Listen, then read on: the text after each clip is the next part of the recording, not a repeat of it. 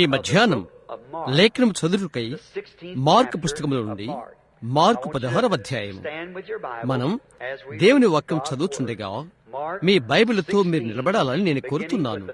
Mark 16:9 వచనం నుండి. ఆదివారము తెల్లవారినప్పుడు యేసు లేచి తాను 7 దయ్యములను వెళ్లగొట్టిన మగ్దలేనే మరియకు మొదట కనబడెను. ఆయనతో ఉండిన వారు దుఃఖపడి ఏడ్చుచుండగా ఆమె వెళ్లి ఆ సంగతి వారికి తెలియచేసెను. కాని ఆయన బ్రతికి ఉన్నాడనియు ఆమెకు కనబడిననియు వారు విని నమ్మకపోయిరి. ఆయన మరొక రూపంలో వారికి కనబడిన తర్వాత ఇద్దరు, నన్ను క్షమించండి, ఆ తర్వాత వారిలో ఇద్దరు ఒక పల్లెటూరికి నడిచిపోవుచుండగా ఆయన మారు రూపము గలవాడై వారికి ప్రత్యక్షమాయెను. వారు వెళ్లి తక్కిన వారికి ఆ సంగతి తెలియచేసిరి గాని వారు వీరి మాటనైనను నమ్మకపోయిరి. పిమ్మట 11 మంది శిష్యులు భోజనములకు కూర్చున్నప్పుడు ఆయన వారికి ప్రత్యక్షమై తాను లేచిన తర్వాత తన్ను చూచిన వారి మాట నమ్మనందున వారి అపనమ్మక నిమిత్తమును హృదయ కాఠిన్యము నిమిత్తమును వారిని గద్దించెను. ఈ నాటి చిత్రపటమది కాదా? నీవటువంటి సాక్ష్యం ఇచ్చినప్పుడు వారు నమ్మరు. వారితో ఆయన చెప్పెను, మరియు మీరు సర్వలోకములకు వెళ్లి సర్వసృష్టికి సువార్తను ప్రకటించుడి. నమ్మి బాప్తిసము పొందినవాడు రక్షింపబడును, నమ్మని వానికి శిక్ష విధింపబడును. అది తప్పక ఒక త్రాటికి వస్తుంది, ఒకవైపు లేక మరోవైపు. నమ్మిన వారి వల్ల ఈ సూచికలు కనబడును. ఏవనగా, నా నామమున దయ్యములను వెళ్ళగొట్టుదురు, క్రొత్త భాషలు మాట్లాడుదురు, పాములను ఎత్తిపట్టుకుందురు, మరణకరమైనదేది త్రాగినను అది వారికి హాని చేయదు, రోగుల మీద చేతులుంచినప్పుడు వారు స్వస్థత నొందుదురని వారితో చెప్పెను. ఇలాగూ ప్రభువైన యేసు వారితో మాట్లాడిన తర్వాత పరలోకమునకు చేర్చుకునబడి దేవుని కుడిపార్శ్వమున ఆసీనుడయ్యెను. వారు బయలుదేరి వాక్యం అంతటా ప్రకటించిరి. ప్రభు వారికి సహకారుడయుండి వెనువెంట జరుగుచూ వచ్చిన సూచికల వలన వాక్యమును స్థిరపరచుచుండెను. ఆమేన్. మనం తల్ల వంచుకుందాము. ప్రభువా, సంఘానికి ఇది ఆఖరి ఆజ్ఞ అవుతుందని మేము నమ్ముతున్నాము. ఇది వాక్యము శరీరధారైందని, మా మధ్య వసించనని మేము అది నమ్ముతున్నాము. ఏ మనిషి కూడా తన మాట కంటే తాను ఘనుడేమీ కాదని మేము నమ్ముతున్నాము. ఈ వాక్యం నీవే అని మేము నమ్ముతున్నాము. అది నీవే అని మేము నమ్ముతున్నాము. అది నిన్న నేడు యుగయుగములు ఒక్కటే రీతిగా ఉండును. ఓహో తండ్రివైన దేవా, వాక్య రూపమున ఈ దినాన మా యుద్ధకు రండి. నీవు తిరిగి లేచిన క్రీస్తువని ప్రత్యక్షపరచబడిన వాక్యములో నీవు చెప్పిన రూపములో నీ ఉందువని నీవు చెప్పినట్లుగా జనులు అది చూచెదరి కాక,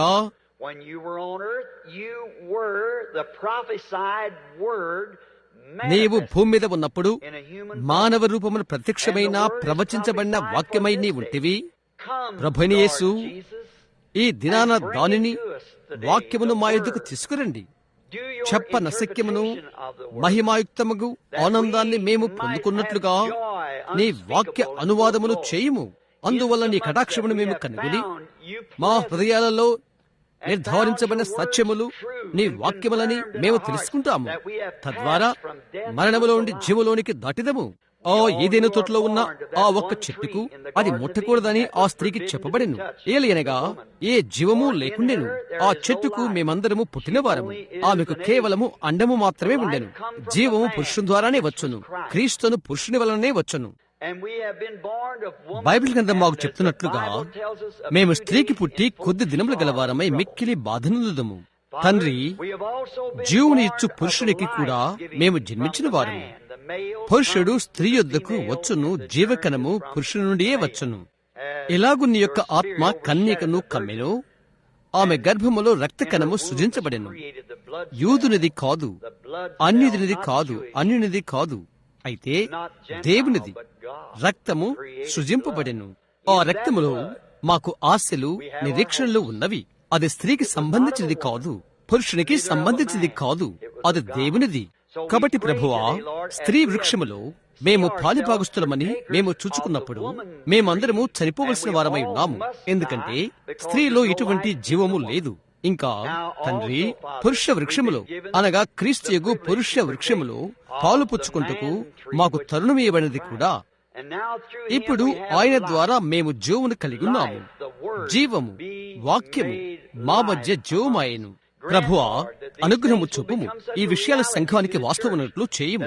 తద్వారా వారు తెలుసుకుందురు కాక మేము జీవితుచున్న ఘడియను మేము ఎరిగెదము. రోగ బాధలతోన్న వారిని స్వస్థపరచము. ఈ మధ్యాహ్న వేళలో ఈ కూడిక ముగిగినప్పటికీ మా మధ్య ఎటువంటి బలహీనుడు ఉండును కాక, ప్రజల మధ్య ఇది ఎంతో జ్ఞాపకార్థముగా ఉండును కాక. నీ యొక్క దాసులు, కాపరులు వారి యొక్క సంఘాలు ఉజ్జింపబడి గొప్ప పరిచర్యలు అక్కడ జరిగినట్లుగా వారెంతగానో ఆత్మ ప్రేరితమగుదురుగాక. ఈ నగరములోనే వారి మధ్యనే పాతకాలపు ఉద్యమం ఆరంభమును కాక. అది రాష్ట్రాన్ని, దేశాన్ని, చిట్ట చివరకు ప్రపంచాన్ని ఊడ్చును కాక. ప్రభువా, అనుగ్రహము చూపండి. నీ హస్తములో ఈ ప్రార్థన తాళపు చెవులను నీవు పట్టుకొనుము. మాకు సహాయము చేయము. యేసు నామములో మేం ప్రార్థన చేస్తున్నాము. ఆమేన్. మీరు కూర్చునవచ్చును. భూమిపైకి దేవుడు న్యాయ తీర్పును తీసుకురావాల్సి ఉంటున్నది. లోకములకు తీర్పు తీర్చుటకు దేవునికి ఒక కుల ప్రమాణము ఉండవలసి ఉన్నది. ఎందుకనగా దేవునిలో లోకములకు తీర్పు తీర్చడంలో అది అనీతి అవుతున్నది. మరియు అది చేయుటకు లోకములకు కుల ప్రమాణము లేదు. అది నిజమని ఎంతమందికి తెలుసును? సంఘము ఒక కుల ప్రమాణమైతే అది ఏదవుతుంది? వాక్యమవుతున్నది. యేసుక్రీస్తు వలన లోకానికి ఆయన తీర్పు తీరుస్తాడని దేవుడు చెప్పియున్నాడు. ఆయనే వాక్యమై ఉన్నాడు. ఆదియందు వాక్యముండెను, వాక్యము దేవుని యుద్ధముండెను, వాక్యము దేవుడై ఉండెను. వాక్యము శరీరధారి మన మధ్య వసించెను. నిన్న నేడు యుగయుగములు ఒక్కడి రీతిగా ఉన్నాడు. ఈ మధ్యాహ్న వేళలో ఒక వింతైన అంశాన్ని గురించి నేను మీతో మాట్లాడగోరుచున్నాను. అది మీకు అలా అవుతుందేమో. అయితే ఈ అంశములో నేను నా ప్రభువునకు ఒక న్యాయ విచారణ ఇవ్వబోతున్నాను. పిలాతు యొక్క న్యాయస్థానంలో ఆయనకు సరైన విచారణ జరిగినదని నేను అనుకోనను. ఆయనకు న్యాయసమ్మతమైన విచారణ జరిగినదని నేను అనుకున్నాను. అందుకని వారు ఆయనలో తప్పు కనుగొన్నారు. ఆయనకు దండన విధించారు. ఆయనను సిలువ వేశారు. అయితే ఈ మధ్యాహ్నం ఈ న్యాయ విచారణలో జరిగినట్లు మనము నిర్వర్తించబోచున్నాము. ఆయనకు నీవు న్యాయ విచారణ చేయగలవా అని అడుగుతావు. ఆయన వాక్యముగానే ఉన్నట్లయితే ఆయనకు మనము న్యాయ విచారణ ఇవ్వగలము. ఎందుకనగా ఆయన ఇంకా వాక్యమే ఉన్నాడు.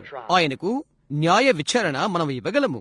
ఈ మధ్యాహ్న వేళ ఈ న్యాయస్థానములో నేను చూడాలని ఆశించుచున్నాను. ఈ భవనం ఒక న్యాయస్థానముగా ఉండి ఆయనకు న్యాయమైన విచారణ జరగాలని మనం చూద్దాము.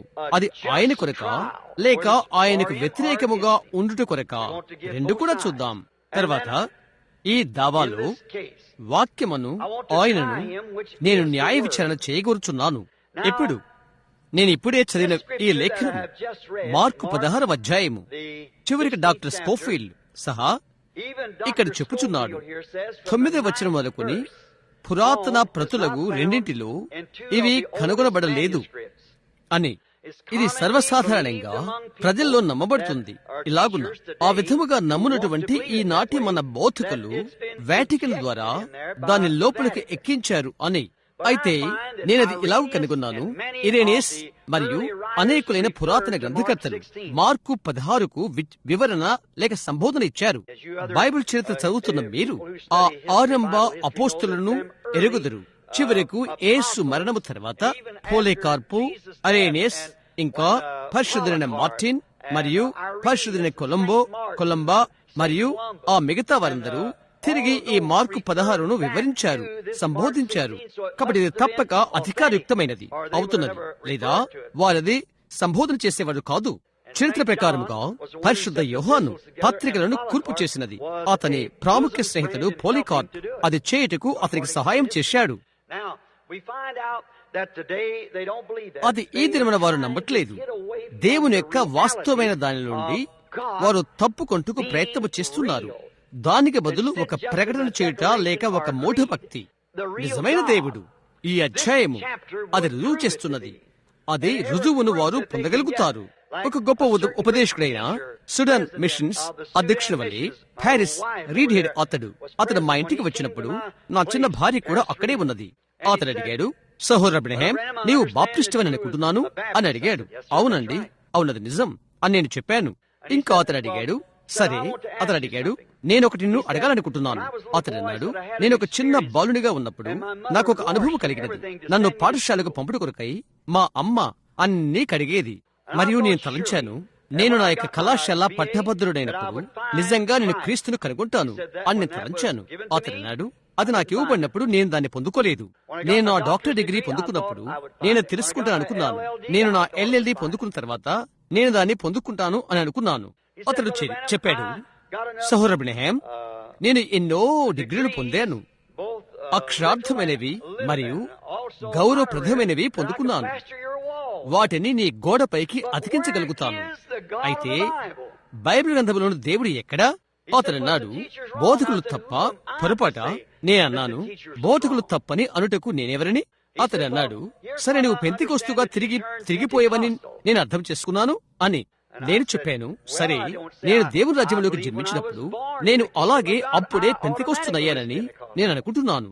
నేను చెప్పాను, ఎందుకంటే పెంతెకోస్తు సంస్థాపకము కాదు, దాన్ని వారు తయారు చేయుటకు ప్రయత్నించారు.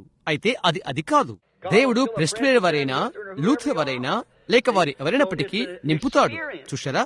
కాబట్టి అది యొక్క అనుభవము, ఒక సంస్థాపకము కాదు. నీవు దాన్ని నిర్మాత్మకు చేయలేవు. అది యొక్క అనుభవము. అతడు అన్నాడు, సరే జరిగిందేదో నేను చెప్తాను. అతడు చెప్పాడు, ఇండియా నుండి ఈ దినాలలో వారి విద్య కొరకు ప్రజలను వారు పంపుచున్నారు. చెప్పాడు, మన యొక్క పాఠశాలలో అక్కడి నుండి ఇక్కడికి వచ్చిన ఒక మంచి ఇండియా పిల్లవాడున్నాడు. అతడు ఒక విద్యుత్ ఇంజనీర్ మరేదో అయ్యాడు. అతడు చెప్పాడు, అక్కడ సహోదరు ఓరల్ రాబర్ట్స్ ఉన్నట్టుగా వారికి ఒక పాఠశాల ఉన్నది. వారు ఇంజనీరుగా తదితరమైనవి బోధిస్తారు, ఇంజనీరింగ్ ఇవి. కాబట్టి అతడు చెప్పాడు, తిరిగి వెళ్లేటప్పుడు నేను ఇంకొక సేవకునితో కలిసి అతనితో చెప్పాము, ఇండియా వారు మహమ్మదును ఆరాధిస్తారని మీకు తెలుసు. అతడు అడిగాడు, నీవు చచ్చిపోయిన మీ పాత ప్రవక్తను మరిచిపోయి పునరుద్ధాండకు యేసును నీవెందుకు స్వీకరించకూడదు? నిజమైన దేవుని నీతో కలిసి ఇండియాకు తిరిగి తీసుకుని వెళ్లి నీ ప్రజలకు చెప్పకూడదు? అతడు చెప్పాడు, అయ్యా, అతడు అన్నాడు, నా ప్రవక్త చేయగలిగిన దానికంటే నీ ప్రభువైన యేసు నాకు ఏమి చేయగలడు అని. ఇతడు చెప్పాడు, సరే నా ప్రభువైన యేసు నీకు నిత్యజీవం ఇవ్వగలడు. అది వాక్యంలోని యొక్క వాగ్దానము. అతడన్నాడు, నా ప్రవక్త మొహమ్మద్ తన వాక్యములో అదే వాగ్దానం చేశాడు. ఇతడన్నాడు, సరే చూడు, చెప్పాడు, నా ప్రభుని యేసు మృతుల్లోనే తిరిగి లేచాడు. నీ ప్రవక్త సమాధిలోనే ఉన్నాడు. అతడన్నాడు, ఆయన మృతుల్లోని తిరిగి లేచాడా అడిగాడు. అది రుజువు చేయుటకు నీకు 2000 సంవత్సరాలు ఉన్నవి. 80 పాళ్ళు ప్రపంచంలోని వారు దాన్ని గురించి అసలు వినలేదు. ఇతడన్నాడు, మహమ్మద్ మృతుల్లోండి తిరిగి లేవనేవు, ప్రపంచమంతా 24 గంటల్లో తెలుసుకుంటారు. ఇతడు, ఈ క్రైస్తవుడు చెప్పాడు, చూడు, యేసు మృతుల్లోండి తిరిగి లేచాడు. ఇంకా అన్నాడు, నేనది రుజువు చేయగలను, ఎందుకనగా ఆయన నా హృదయంలో జీవించుచున్నాడు. మహమ్మదుడు చెప్పాడు, అయ్యా, మహమ్మద్దు నా హృదయంలో నివసిస్తున్నాడు. ఇతడన్నాడు, అయితే చూడు, మాకు బలము ఆనందమున్నది. అతడన్నాడు, అయ్యా, మహమ్మదీయ మతము క్రైస్తవం ఎంత వేదాంతాన్ని పుట్టించగలదో అంతా పుట్టించగలదు అని. అది నిజమే. వారు వీధుల్లో పడి అల్లా అని అరవటం నేను చూశాను. అలాంటి స్థితిలో ఉందరు. ఒక మనిషి నేరుగా తన యొక్క గుండెల్లోకి ఒక కత్తి గుచ్చుకొనడం, ఒక వైద్యుడు వెళ్లిపోయి దానిలో గుండా నీళ్లు పోయడం, అది బయటికి రావడం, అది బయటికి లాగడం నేను బిల్లి చూశాము. అది అతన్ని హాని చేయలేదు. చీలిన బద్దలు తీసుకుని వారి మునివేళ్ల కింద పెట్టి వాటిని దూర్చడం, వారి ముక్కులో గుండా కొక్కెములు గుచ్చుకొనడం నేను చూశాను. ఎలాంటి బాధ అనుభవించుడు కానీ రక్తం కారటం గాని జరగలేదు. క్రైస్తవాని కంటే ఎంతో ఎక్కువైన వేదాంతాన్ని వారు పుట్టించగలరు. మిస్ రీడ్ హెడ్ నాతో అన్నాడు, గడిచిన సాయంకాలపు అబ్బాయితో ఒకరితో నేను మాట్లాడుతున్నట్లు కాదని నాకు తెలుసు. మహమ్మదీయులను మేము కనిపెడుతున్నాము అని ఇతడు చెప్పాడు. మన వీరుడైన సహోదరుడు బిల్లీగ్రహాం వారు చేసినట్లు బిల్లీగ్రహాం గారి యుద్ధకు మహమ్మదీయులు వచ్చి, నీవు 30 మంది రోగులను తీసుకో, నేను 30 మంది రోగులను తీసుకుంటాను, నీవు నీ 30 మందిని స్వస్థపరచు, నేను మహమ్మదు ద్వారా నా 30 మందిని స్వస్థపరుస్తాను అని అన్నాడు. చూశారా, గ్రహాం గారు రంగం మీద నుండి తప్పించుకున్నాడు. అతనికి జవాబు చెప్పలేదు. అది మీరు పత్రికలో చదివారు. నేను దాన్ని చేస్తానని నేను అనుకోను. దీని నుండి మమ్మ విడిపించుటకు మా దేవుడు సమర్థుడు అని హెబ్రీయుల వలె నేనుంటాను. ఓల్ రాబర్ట్స్ను మరొకరును అతను ఎందుకు పంపకూడదు? అది అతను నమ్మకపోతే దాన్ని నమ్మిన ఒకరిని పంపాలి. అయితే చూడు, సంఘ శాఖల ద్వారా అప్పుడే అతన్ని తరిమివేయాలి. అతను చేయుటకు ఒక పని ఉన్నది. ఆయనను తర్వాత అతను అన్నాడు, మనము అక్కడ ఇండియాలో ఉన్నప్పుడు మీరేమి చేయమని యేసు చెప్పెనో క్రైస్తవులకు మీరు ఉత్పత్తి చేయదురు అన్నాడు. అప్పుడు మేము మిమ్మల్ని నమ్ముతాము. అతను చెప్పాడు, ఆయన మృతుల్లోండి తిరిగి లేచాడు అని అతను చెప్పాడు. మరియు అతను చేసిన కార్యములు మీరు చేయుదురు కనుక జనులు నమ్ముతారు. సరే అన్నాడు, మేము గొప్ప కార్యములు చేయదుము. గొప్పవి అని నేను చెప్పట్లేదు. మొట్టమొదట ఆయన చేసిన కార్యాలే నేనిప్పుడు చూడాలి అని అడిగాడు. ఎందుకు నీవు మాట్లాడుతున్నావు? మూలనున్న ఒక అల్పుడితో నీవు మాట్లాడలేదని నీకు తెలుసా? వారితో వారి సిద్ధాంత వేదాంతంతో నీవు మాట్లాడినప్పుడు కనుక అతను అడిగాడు, ఆయన చేసిన కార్యాలను మేము చూడగోరుచున్నాము. అతడు అన్నాడు, ఓహో, బహుశా మార్కు 16 వివరణ కోరుచున్నావా? అవునయ్యా, అందులోనిది సంఘానికి ఆయన ఆఖరి ఆజ్ఞ అని అడిగాడు. అతడు చెప్పాడు, సరే ఇలా చూడు చెప్పాడు. అనేక మంది మూఢంగా ఆ అధ్యాయాన్ని నమ్ముతారు. అతడు అన్నాడు, అయితే మేము పాఠశాలలోని గొప్ప పండితుల వల్ల నేర్చుకున్నాము. మార్కు 16:9 నుండి ఆత్మ ప్రేరితము కాదు అని నేర్చుకున్నాము. ఎందుకని మిస్టర్ రిడ్హెడ్ అని అడిగాడు అతడు. అలాగైతే ఏ భాగము ఆత్మ ప్రేరితమైనది? అతను అడిగాడు. ఒకవేళ మిగతా భాగము కూడా ఆత్మ ప్రేరితమైనది కాదేమో? ఖురాన్ అంతా ఆత్మ ప్రేరితమే. బైబిల్ అని పిలుచు ఎటువంటి పుస్తకాన్ని నీవు చదువుచున్నావు అని అడిగాడు. ఇతడు చెప్పాడు, నీతో వచ్చి మాట్లాడటానికి నేను నా మనస్సులో నిశ్చయించుకున్నాను. అవును, నేను నీతో మాట్లాడబోతున్నాను అని చెప్పాడు. అక్కడే నీవున్నావు. ఇది ఆత్మ ప్రేరితము కాకపోతే అలాగైతే దాని మిగతా అంతటిని గురించి ఏంటి? షికాగోలోని స్త్రీని గురించి అది నా జ్ఞాపకం వస్తున్నది.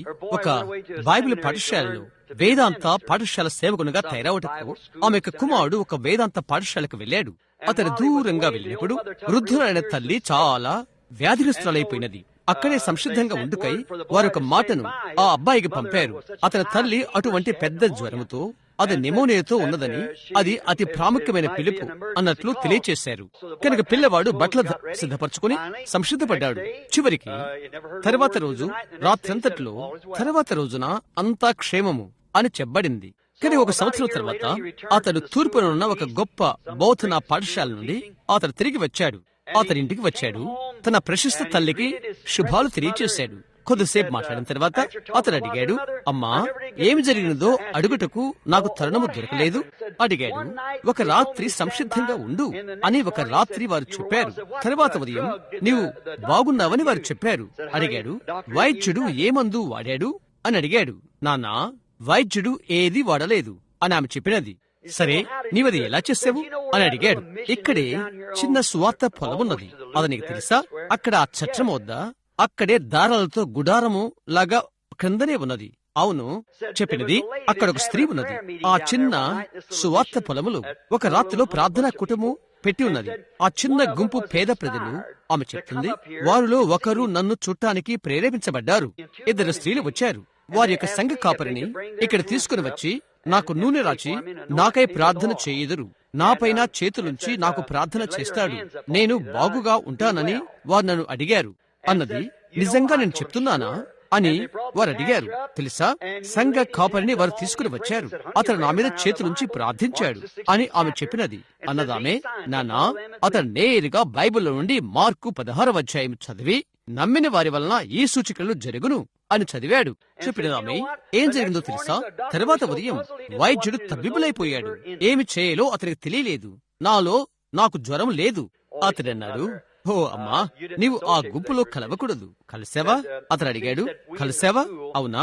మేము పాఠశాలలో మార్కు 16:9 నుండి ఆత్మ ప్రేరేపణమైనది కాదని నేర్చుకున్నాము అని అన్నాడు.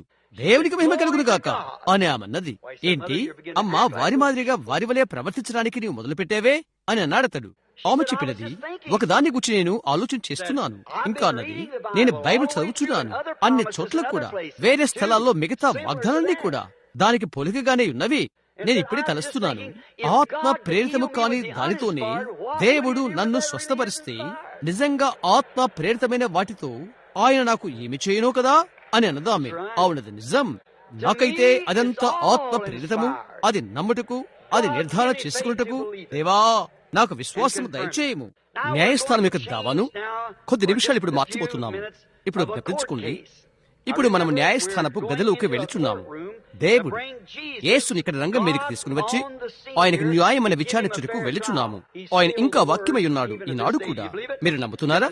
అప్పుడు వాక్యమైనట్లుగానే ఉన్నాడు.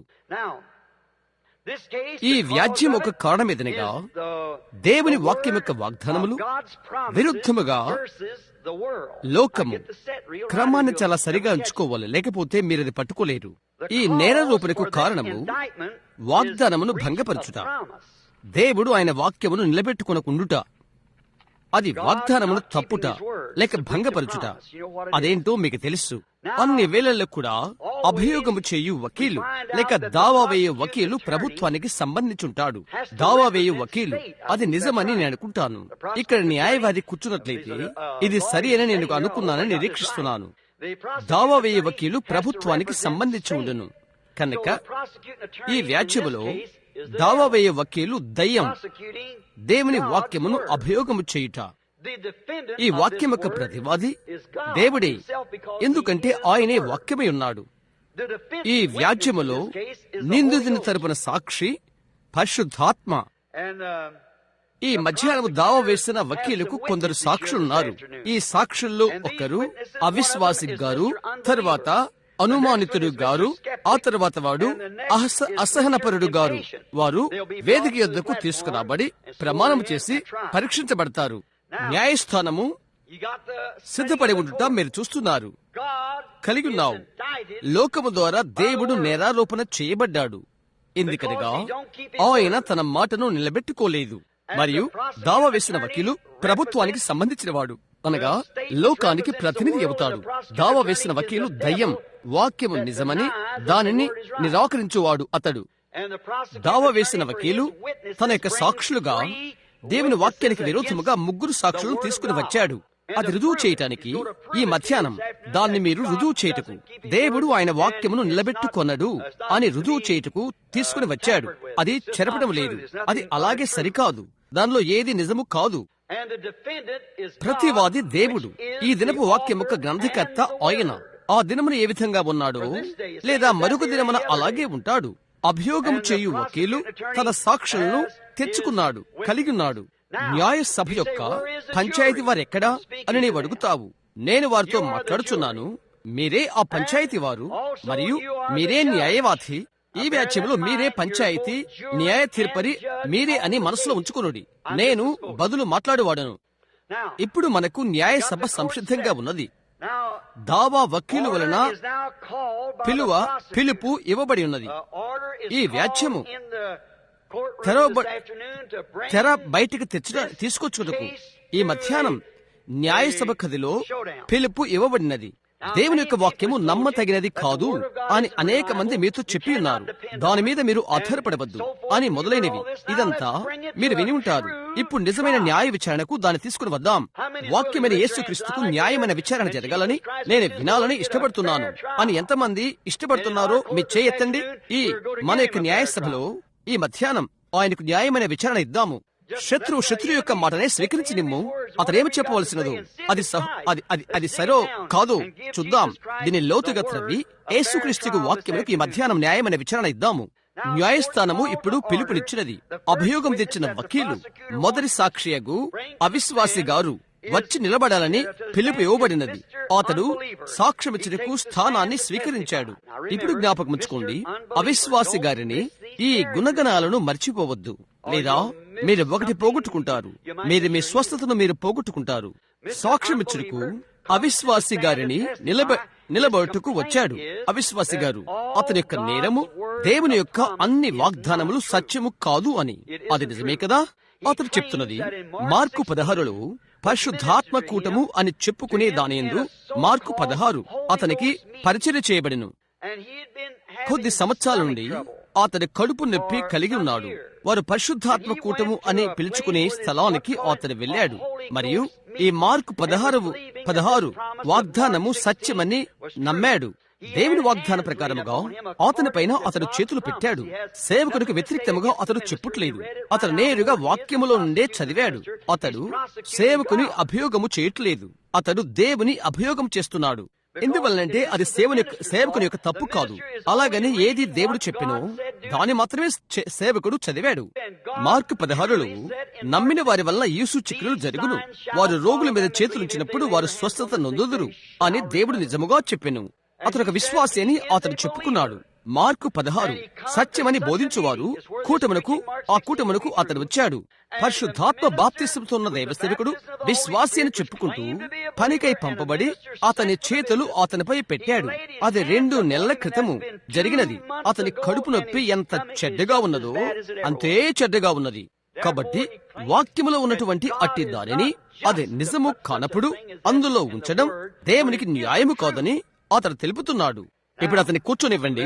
అతను సాక్ష్యం ఇచ్చాడు. ఆ తర్వాత నిలబెట్టకు అనుమానితుడు గారు అతను తన సాక్ష్యం కూర్చున్నాడు. అనుమానితుడు గారు చెప్పాడు అతని క్షయవాది చేత సుమారు 15 సంవత్సరాల నుండి బాధపడుతున్నాడని. అయితే ఇంకా విరామం పొందలేదు. అలాగే బాధపడుతున్నాడు. అలాగే ఉంటున్నది. అతను కొద్దిగా నెమ్మది పొందుతాడు. తర్వాత అలాగే ఉంటుంది. నగరములో ఒక దైవభక్తి గల బోధకుడు బోధిస్తూ ఉన్నాడని దేవుని యొక్క వాగ్దాన ప్రకారముగా యాకోబు 5:14లో ఉండినట్లుగా ప్రజలు స్వస్థత పొందుతున్నారని అతడు విన్నాడు. అక్కడ దేవుని వాక్యం ఇలాగ చెప్పుచున్నది, మీలో ఎవడైనా రోగి ఉన్నాడా అతడు సంఘపు పెద్దలను పిలిపింపవలెను. వారు ప్రభువు నామమున వారికి నూనె రాచి వారి కొరకు ప్రార్థన చేయవలెను. విశ్వాస సహితమైన ప్రార్థన ఆ రోగిని స్వస్థపరచును. దేవుడు వారిని లేపును. ఈ దైవభక్తి గల కాపరి వలన ప్రజలు స్వస్థత పొందుకుంటున్నారని వారు చెప్తున్న ఈ కూటానికి ఇతడు ఒక విశ్వాసి ఒక రోగిగా ఉండి వెళ్ళాడు. యాకోబు 5:14 ప్రకారముగా అతనికి పరిచర్య చేయబడినది. కాపరి వాక్య ప్రకారముగానే పరిచర్య చేశాడు. నూనె రాచి ప్రార్థన చేశాడు. విశ్వాసరహితమైన ప్రార్థన అని కాపరి చెప్పాడు. అది అతను నమ్మాడు. అది జరిగి సుమారు 1 సంవత్సరం అయిపోయినది. దాని నుండి ఒక్క ఫలితము కూడా లేదు. కాబట్టి బైబిల్ గ్రంథములో అటువంటి వాగ్దానాన్ని పెట్టడం, దాని వెనుక అది స్థిరపరచబడకుండటం దేవునికి న్యాయము కాదు అని అనుమానితుడు గారు తెలియచేయుచున్నాడు. ఇప్పుడు జ్ఞాపకముంచుకోండి, ఇక్కడ సంపూర్ణ సువార్త వాగ్దానాలు నేను చదువుచున్నాను. ఆ తర్వాత సాక్షి ఇప్పుడు ఇక్కడ నిలబట్టుకు వచ్చును. దావాను స్థిరపరచుటకు ముందు అభియోగ వకీలు అతను చేయకముందది అతని తర్వాత సాక్షిని పిలుచును. అతని తర్వాత సాక్షి అసహనపరుడు గారు. ఇప్పుడివి అతీతమైనవి గుణ విశేషాలు పాత్రలో ఉండు అటువంటివి. అవునా? అవి అలాగుంటవి. కనుక అసహనపరుడు గారు వచ్చాడు. అతను తెలుపుకుంటున్నాడు, అతడు ఒక రోజు బైబిల్ చదువుతూ ఉన్నాడు. అతడు ఆలయాలకు వెళ్ళడు. అయితే అతడి విశ్వాసి. అతడు వెళ్ళిన వారిలో ఒకరు సువార్తికుడు, వెళ్ళిన ఇంకొకరిలో అతడు కాపరి. ఇతడైతే ఇంటి యొద్దనే ఉండి రహస్య విశ్వాసి. అతడు వెళ్లిపోయి మార్కు 11:22-23 వచనాలు చదువుతూ ఉన్నాడు. ఆ లేఖనాలు మీరు వ్రాసుకోవాలంటే అక్కడ యేసు తనకు తాను దేవుడని ఇమ్మానుయేలని చెప్పుకొని తన సొంత పెదవులతో ఈ వివరణ ఇచ్చాడు. నేను మీతో నిశ్చయముగా చెప్పుచున్నాను, ఎవడైనను ఈ కొండను చూచి నీవు ఎత్తబడి సముద్రములో పడవేయబడుమని చెప్పి తన మనస్సులో సందేహింపక తాను చెప్పినది జరుగునని నమ్మినేలా నీవు చెప్పినది జరుగునని మీతో నిశ్చయముగా చెప్పుచున్నాను. ఇంకో ఆయన చెప్తున్నాడు, అందుచేత ప్రార్థన చేయనప్పుడు మీరు అడుగుచున్న వాటిలను పొంది ఉన్నామని నమ్ముడి, అప్పుడు అవి మీకు కలుగును, దొరుకును. ఇతడు చెప్తున్నాడు, సుమారు 25 సంవత్సరాల నుండి అతని కాలు కుంటి కాలుగానే ఉన్నది. 5 సంవత్సరాల క్రితం గదిలో కూర్చునుండగా అతడు అది నమ్మానని, తన యొక్క నిండు హృదయముతో అది నమ్మి ఉన్నానని, అది తాను చెప్తున్నది వాక్యమును చదువుటకు అతడు ప్రేరేపింపబడ్డాడు. ఆ తరువాత అతడు చెప్పాడు, తన స్వంత స్వరముతోనే అతడు అన్నాడు, నా కాలులో కుంటితనమా, యేసుక్రీస్తు నామములో నన్ను విడిచిపో అని అతడు చెప్పాడు. అది 5 సంవత్సరాల క్రితమైనది. తాను క్రితము ఏ విధముగా కుంటివాణిగా ఉన్నాడో అలాగే ఉన్నాడు. కాబట్టి అసహనపరుడు గారు వాక్యము నిరుసత్వగలదని దానికి వ్యతిరేకముగా అతడు సాక్ష్యం పలికాడు. బైబిల్ ఆత్మ ప్రేరితము అను దానికి వ్యతిరేకముగా దానిని ఉంచాడు. ఈ వాగ్దానం నిజము కాదని చెప్పాడు. అతడు అది పరీక్షించాడు, అది నిజం కాదు. అనుమానితుడు గారు చెప్పాడు, అతడు దాన్ని పరీక్షించాడు, అది నిజము కాదు. అవిశ్వాసి గారు చెప్పాడు, అతడు అది పరీక్షించాడు, అది నిజము కాదు. ఈ ముగ్గురు సాక్షులు లేఖన పట్లములు ఇచ్చారు, లేఖన వాగ్దానాలు ఇచ్చారు. ఈ వాగ్దానం ఇలాగూ చదవబడిందని చెప్పారు. బైబిల్ గ్రంథంలో ఉంది, ఇది మీరు చదవగలరు, ఇది సత్యము కాదు అనుదానికి వారే సాక్షులు. అందుచేత బైబిల్ ను పారవేయవలెను. ఎందుకంటే దానిలోని ఒక భాగం, దానిలోని ఒక వచనం నమ్మశక్యము కానిదైతే దానిలోని ఏదైనా నేను నమ్మలేను. అదంతా సత్యమైన అయి ఉండాలి, లేదా అందులో ఏది సత్యము కాదు. గొలుసులోని దాని బలహీనమైన కొక్కెము ఎంత ఉపయోగమో, గొలుసంతా అంత ఉపయోగము లేక అంత శ్రేష్టము. నా భావమేదో నీకు తెలుసా? ఇప్పుడు దావా వేసిన వకీలు అభియోగం తీసుకుని వచ్చి వ్యాజ్యము నిర్ధారించుటకు అతడది అది స్థిరపరుస్తాడు. ఇప్పుడు అతడు ఏం చెప్పాడు గమనించండి. దేవుడు ఆయన వాక్యములో అటువంటి అవివేకమైన తొందరపాటు వాగ్దానాలను పెట్టుట దేవునికి తగదు. ఎందుకనగా ఆయనందు విశ్వాసముంచు బిడ్డలను వారి విశ్వాసమును పరీక్షించుటకు అటువంటి వాగ్దానాలు ఉంచుట తగదు. ఈ వాక్యమును సత్యమని దేవుడు ఆయన వాక్యమందుంచిన వాగ్దానపు వాక్యమును రుజువు చేయుటకు ఆయన సాక్షులు ఇక్కడ ఉన్నారు. ఆయన సాక్షులు ఇక్కడ కూర్చొని ఉన్నారు. వైద్యుల రుజువును బట్టి, సాక్ష్యాధారాలను బట్టి వారు వ్యాధులతో ఉన్నారు, వారు దీనితో ఉన్నారు, దానితో ఉన్నారు, వారు చూయించగలరు. వారు ఈ దైవికమైనవి ఆత్మ ఆవేశ వలన ఉన్నవని చెప్పబడు లేఖనములను పరీక్షలలో పెడితే అవి నిజము కావు. ఈ వాక్యములు నిజము కాదు. ఎందుకంటే అది ఒక్కొక్క దానిని ఆయన విఫలం చేశాడు. ఇప్పుడు మరలా గమనించుడి, ఆయన విఫలుడయ్యాడు. దేవుడు ఆయన వాక్యమును నమ్ము ఈ విశ్వాసులను చేయుటకు విఫలుడయ్యాడు. ఆయన వాక్యం నమ్మే వారిని విశ్వాసులుగా చేయుటకు విఫలుడయ్యాడు. ఉన్నది ఉన్నట్టుగా తీసుకుని ఆయన ఏమి చెప్పాడో అలాగే తిరిగి వచ్చినది. తర్వాత ఆయన వాక్యమెడల ఏదైనా చేయటానికి దాని వైపు ఆయన వ్రేలైనా కదిలించలేదు. సంవత్సరాలుగా దాటిపోయినవి. తరువాత అతడు చెప్పాడు, మిగతా లేఖనాల గురించి ఏంటి, బాప్తిసాన్ని మొదలగు వాటిని గురించి ఏంటి, నమ్మి బాప్తిసం పొందిన వాడు రక్షింపబడను అనున్నదాన్ని గురించి. అలాగైతే ఎవ్వరూ రక్షింపబడరు. ఆయన తిరిగి వస్తాడను వాగ్దానం గుర్చిన ఈ లేఖనం సంగతి ఏంటి? వాటిలో ఏది కూడా సరికాదు. ఎందుచేతనగా ఇవి సరి కాదు కాబట్టి అవి సరికాదు. అది కేవలము కల్పిత పుస్తకమే. వీరి విశ్వాసులు ఆయనను విశ్వాసులకు సమస్తమును సాధ్యమే అని ఆయన దేవుడు వాగ్దానము చేశాడు. వీరు విశ్వాసులు అయినప్పటికీ ఆయన శిలువ తర్వాత ఆయన జీవిస్తాడని ఆయన చెప్పాడు. బైబిల్ చెప్తున్నది ఆయన మృతుల నుండి లేపబడి నిన్న నేడు యుగ యుగములు ఒక్కడి రీతిగా ఉన్నాడని. ఈ మనిషిని ఆయన చేతులలో చీలల గుర్తులుండి ఆలయంలోకి నడిచి వచ్చి ఉండుట ఏ మనిషి చూడలేదు. హెబ్రీ 13:8 అలాగూ కాదు. ఆయన నిన్న నేడు యుగయుగములు ఒక్కటి రీతిగా లేడు. ఎందుకంటే ఒక్క మనుషుడి కంటే ఆయన గొప్పగా ఏమీ లేడు. ఆయన వాగ్దానం నిలబెట్టుకోలేదు. ఈ సాక్షుల ద్వారా ఆయన నిరూపించబడ్డాడు. ఆయన వాగ్దానం ఆయన నిలబెట్టుకోలేదు. కాబట్టి గ్రంథాన్ని చెత్త కుప్పలో విసిరివేసి అందును గుర్చి మర్రవచ్చును. అలాంటిది ఏమీ లేదు. ఇప్పుడు జ్ఞాపకముచ్చుకోండి, దావా వేసిన వకీలు యొక్క స్వరాన్ని నేను వినియోగించుచున్నాను. దావాను స్థిరపరచుచున్నాడు. సరే, కడవరి దినాల్లో మనిషి కుమారుడు ప్రత్యక్షపరచబడును. దేవుడు తనకు తానుగా అబ్రహాము సంతానానికి బయలుపరుచుకుంటాడు అని లూకా 17:30లో ఆయన చెప్పినది అతడు చెప్పాడు. ఆయన తిరిగి మానవుల మధ్య తనకు తాను బయలుపరుచుకుని మనిషి కుమారుడుగా పిలువబడతాడని ఒక మూఢమైన బోధకుడు బోధించుట నేను వింటిని అని చెప్పాడు. ప్రకటన 10 అతడు చెప్పాడు. కడవరి దూత వర్తమానికుడని అతడు చెప్తున్నాడు. లవదికేలో సంఘకాల ప్రకారముగా అది నిలువెచ్చని స్థితి ఉండును. యేసు అనగా వాక్యమైన యేసు సంఘము వెలుపట ఉంచబడును. అతడు చెప్తున్నాడు, దిద్దుబాటు కథలకు ఈ ఏర్పాటు కాలమయందు ముందటి దినాల్లో బయలుపరచడినవన్నీ అయితే ఈ దినాలలో అంత్యకాలములో 7వ దూత యొక్క 7వ వర్తమానము ద్వారా ఈ లేఖనం అన్ని నిజముగా తెలియపరచబడును. అటువంటి వ్యక్తి భూమిపైన ఎవ్వరూ లేరు, ఎవ్వరూ ఉండలేదు, ఎవరు ఉండరు అని అతడు చెప్పుకున్నాడు అని అతడు చెప్పాడు. దేవుడు ఆయన బైబిల్ గ్రంథంలో సంఘము నులివెచ్చనదైపోతుందని, తనకు తానే దిగజారిపోతుందని దేవుడు ఒప్పుకుంటున్నాడు. అనగా మలాకి 4లో ఆయన ముందుగానే పంపిన 2 సార్లు పంపెను, ఏలియాను మరియు బాప్తిస్మిచ్చి యోహానును.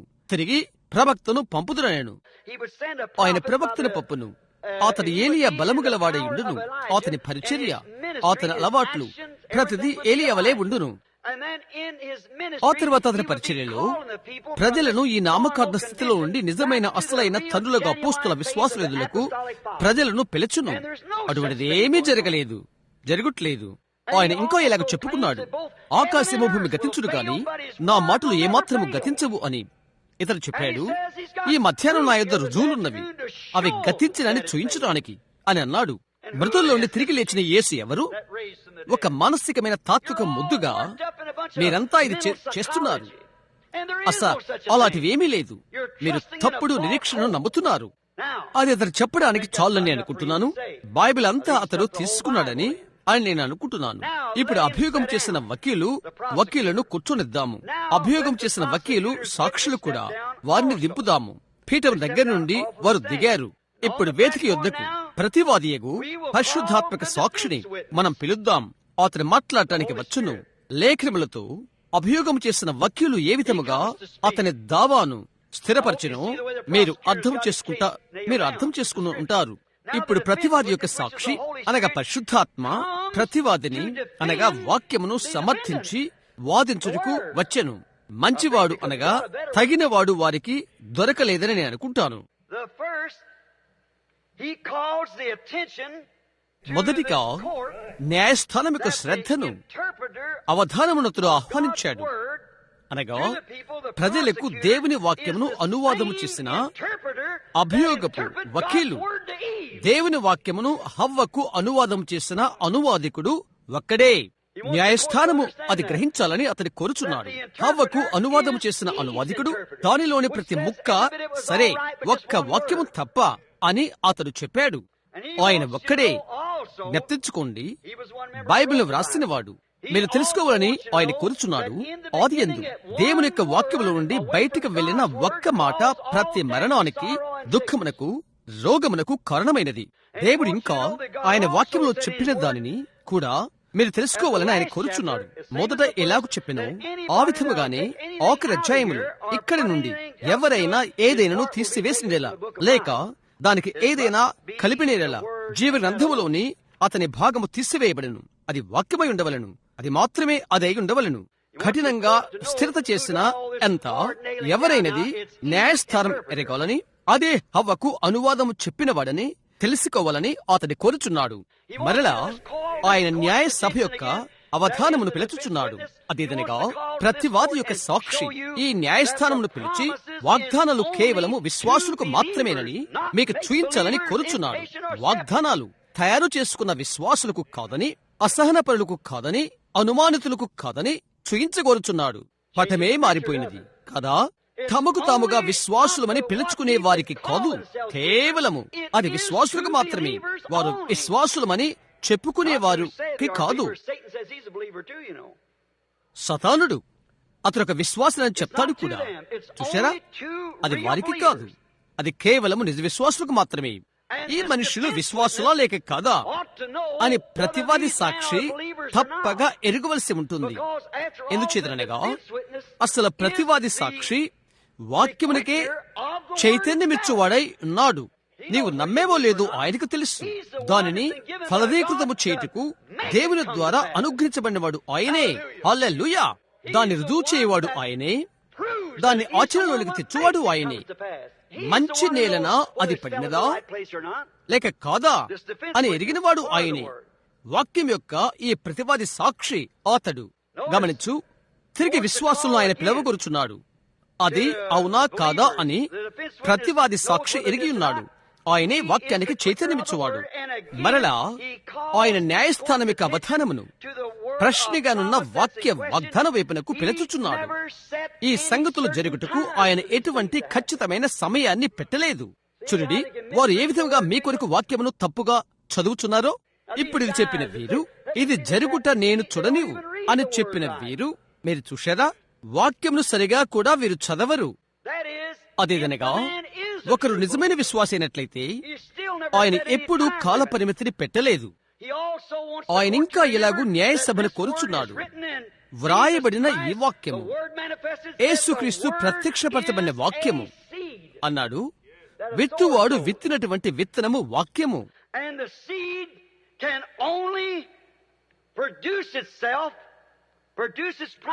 విత్తనము కేవలము వాగ్దానమునే ఉత్పత్తి చేయగలదు. అది మంచి నేల అయినట్లయితే విత్తనమును అది జీవింపు చేయును.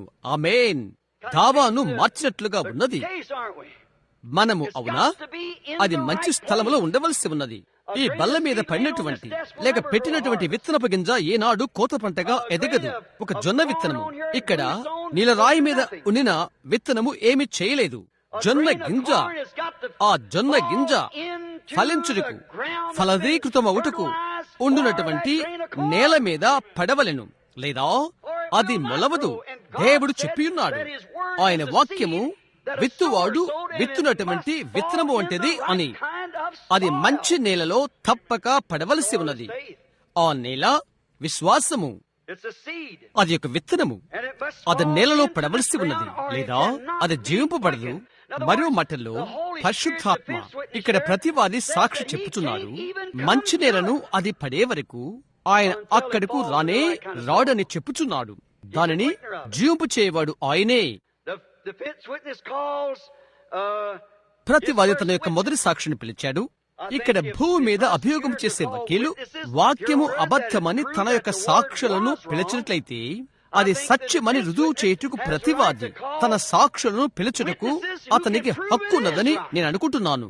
ఎందుకనగా ఇప్పుడు ప్రశ్న, వాక్యం మీద విశ్వాసులకు అవిశ్వాసులకు వాక్యము ఎదుగుచున్నప్పుడు ఈ మధ్యాహ్న వేళలో ప్రతివాది యొక్క సాక్షి ఈ న్యాయసభకు మొదటి సాక్షికి నోవహును పరిచయం చేయగోరుచున్నాడు. నోహు చెప్పాడు, బహు విజ్ఞాన శాస్త్ర కాలంలో అతడు జీవించున్నాడని చెప్పాడు. నోవహు సాక్ష్యం చెప్పకూరుచున్నాడు. అతడు చెప్పాడు, అద్భుతాలు మొదలగిన వాటిని ప్రజలు అతీతంగా ఉన్న దినాలలో అతడు జీవించున్నాడని చెప్పాడు. ఆ తరువాత అతడు చెప్పాడు, దేవుని యొక్క వాక్యము నీటి ద్వారా లోకమును ఆయన నాశనము చేయనయున్నాడని అతడు విన్నాడు. పైనుండి నీళ్లు వచ్చునని విన్నాడు. అది వర్షిస్తున్నది. అంత క్రితము అలాంటిది జరగలేదు. అయితే అతడు చెప్పాడు, అతడు ప్రవక్త ఉన్నాడని, దేవుని వాక్యము అతని యొద్దకు వచ్చినని, వాక్యము నెరవేరనై ఉన్నదని అతడు బోధించుటకు వెళ్లిపోయాడని, ఎందుకనగా అది దేవుడేననే చెప్పాడు. ఈ న్యాయస్థానం ఇంకా ఎరగాలని అతడు కోరుకుంటున్నాడు. అదిదనగా అవిశ్వాసి గారు, అనుమానితుడు గారు, అసహనపరుడు గారు అతని శోధించారు. అయితే ఒక ప్రవక్త ఉండి అతడు దేవుడు అబద్ధం చెప్పలేనిది ఉండి ఎప్పుడెప్పటికి వాక్యాన్ని అనుకున్నాడు. వారు తన దగ్గరికి వచ్చి చెప్పారు. అవిశ్వాసి గారు అడిగాడు, నోవహు, అక్కడ పైన ఎటువంటి వర్షమున్నదని నీవు రుజువు చేయబోతున్నావు? అది ఎక్కడున్నదో నాకు తెలియదు. అయితే ఆ విధముగా దేవుడు చెప్పినట్లయితే అది అయిపోతుంది. అక్కడ వర్షము లేకినట్లయితే అది ఎలాగూ వర్షం కురుస్తుంది నాకు తెలియదు. అయితే దేవుడు చెప్పాడది, అది అయిపోయినది. అనుమానితుడు గారు వచ్చి అడిగాడు, వర్షం అక్కడి నుండి వచ్చునని అలాంటి ఉన్నట్లయితే అలాగైతే ఆయన ఇక్కడికి దిగి వచ్చి వర్షం తెప్పించి మరలా పైకి తీసుకుని వెళ్ళాలి. అది ఎలాగూ ఆయన చేయబోతున్నాడు నాకు తెలియదు. మొదటిగా అతడు ఇలాగూ చెప్పగోరుచున్నాడు, ప్రజల మధ్య అతడు ఒక ప్రవక్తయుండి ఈ వివరణను అతడు ఇచ్చినప్పుడు ప్రతి ఒక్కరూ అతని చూచి నవ్వి, నాకు ఎలాంటి వర్షం కనిపించట్లేదు అని అన్నారు. సరే, ఓడ కట్టే పని కొరకు అతడు వెళ్ళినప్పుడు వారు అడిగారు, ఒకవేళ ఓడ కట్టిన తర్వాత అప్పుడు వర్షం వస్తుంది అని. అసహనపరుడు గారు చెప్పాడు, అయితే ఓడ పూర్తయిన తర్వాత ఇంకా వర్షం కురవలేదు. మరుసటి రోజు వర్షం కురవలేదు. ఆ తర్వాత వారం వర్షం కురవలేదు. మరుసటి మాసంలో వర్షం కురవలేదు. ఆ తర్వాత సంవత్సరంలో మరియు అతడు ఓడను పూర్తి చేసిన తర్వాత కూడా వర్షం పడలేదు. ఆ తర్వాత అతడు చెప్పాడు, ఒకానొక దినాన దేవుని స్వరము అతని ఎదుగు తిరిగి వచ్చి, ప్రకృతిలో నీవు ఒక అతీతమైన సూచన చూచెదవు. అది ఇందులోనికి పక్షులు జంతువులు వెళ్ళను అని చెప్పబడెను. తర్వాత అవిశ్వాసు గారు అతను చూచున్నవి, అది పక్షుల యొక్క అలవాటు అని అన్నాడు. బదులుగా అతడు పక్షులు గూడు చేశాడు. అందరూ నవ్వి అతన్ని ఎగతాళి చేశారు. అయితే ఒకానొక దినమున దేవుడు అతనితో మాట్లాడాడు. ఓడ లోపలికి వెళ్ళు అని చెప్పాడు.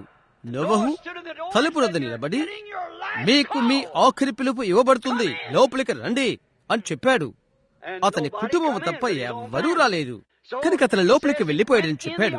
ఇతడు ప్రవక్త నోవహు అతడు తన ప్రియమైన చిన్న కుటుంబంతో అన్నాడు, ఓ 1 గంటలో ఎటువంటి అనుమానం లేదు, వర్షం వస్తుంది.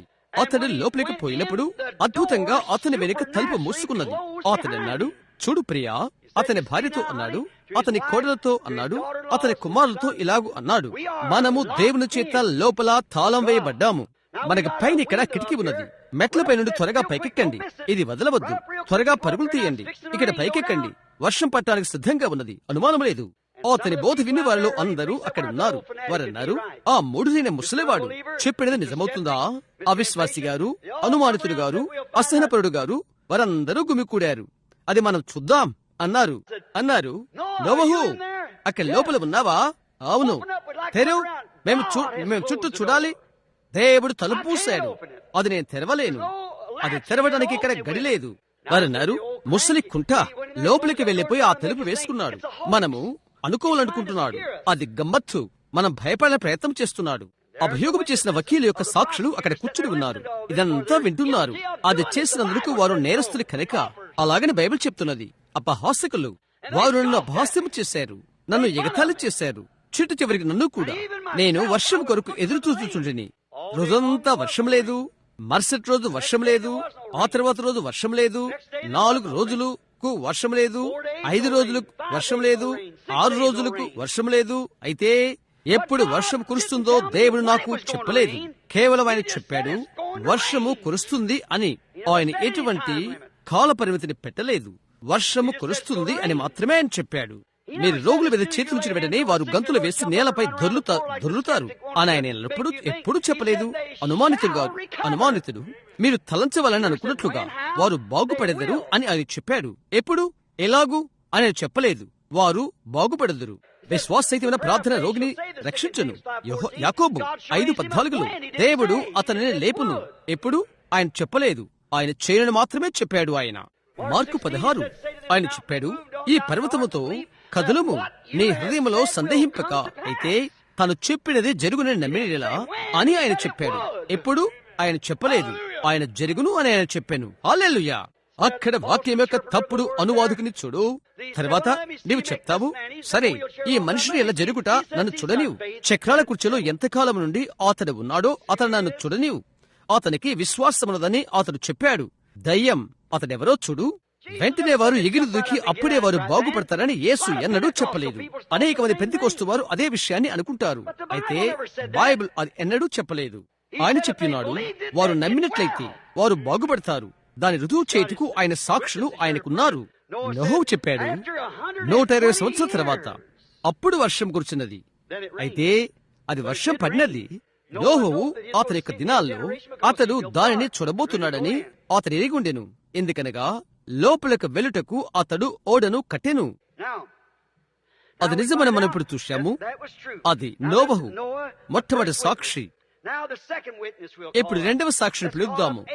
మనం అబ్రహామును పిలుద్దాము. అతడు చెప్పాడు, నేను ఒక ప్రవక్తనై ఉంటిని, దేవుని యొక్క ప్రేరణ చేత నేను ప్రవచించుంటిని.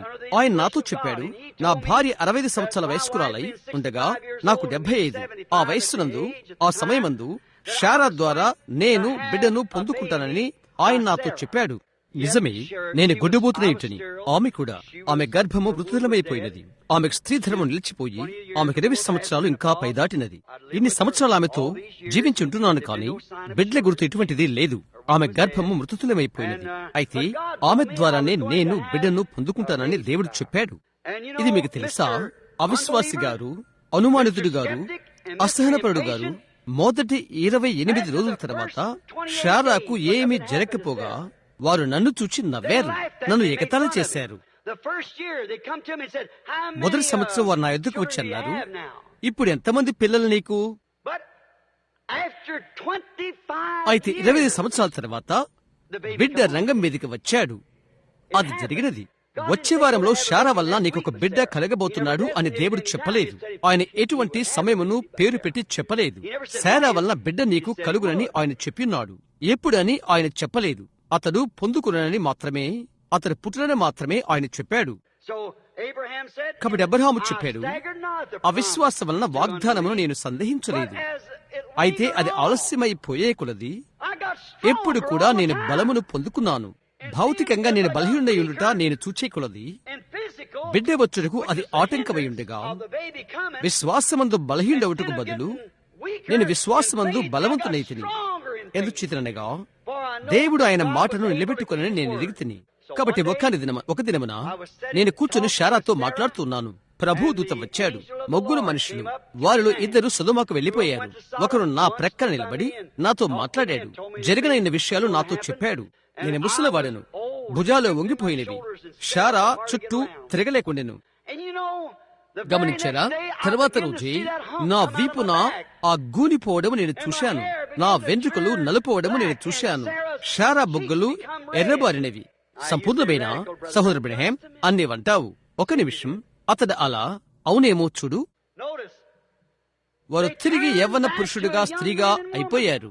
ఓ సహోదర అబ్రహాం, నీవంటావు దేవుడు ఆయన వర్తమానమును గీతల మధ్య దాచుతాడు. వేదాంత పాఠశాలది అన్నడు ఎరగదు. అవును, కాదు కాదు, అది ప్రేమ కథ. అక్కడ ఉన్న నా భార్య నాకు ఆమె ఉత్తరం రాస్తుంది. ఉత్తరం పైన ఒక విషయము ఆమె చెప్తున్నది. అయితే నేనది గీతల మధ్య చదవగలను. ఆమె దేన్ని గురించి మాట్లాడుతున్నదో నాకు తెలుసు. ఎందుకంటే నేను ఆమెను ప్రేమిస్తున్నాను కాబట్టి. ఆమె స్వభావం నాకు తెలుసు. ఆమె యొక్క భావం ఏదో నేను ఎరుగుదును. ఈ రాత్రి నేను ఇక్కడ కూర్చున్నాను బిల్లి. పిల్లలు పడకలో పడుకుని ఉన్నారు. నేను ఇంటి గురించి ఆలోచన చేస్తున్నాను. ఓ, ఆమె భావం ఏదో నాకు తెలుసును. చూశారా? ఎందుకంటే నేను ఆమెను ప్రేమిస్తున్నాను. మీరు దేవుని ప్రేమలో ఉన్నట్లయితే దేవుని ఆత్మ మీలో ఉంటుంది. పరిశుద్ధాత్మ ఆయనే ఈ వాక్యానికి అనువాదికుడు. గమనించుడి, వారు బాగా వయస్సు ముదిరినవారు. అలాగనే బైబిల్ తెలుపుతున్నది. ఇప్పుడు త్వరగా ముగింపుకు వచ్చాము. తరువాత అతను చెప్పాడు, నేను తిరిగి యవ్వనస్తునైపోయాను. ఆమె యవ్వన స్త్రీగా అయిపోయినది. ఓ సహోదర అబ్రహాం, అన్ని వంటావు.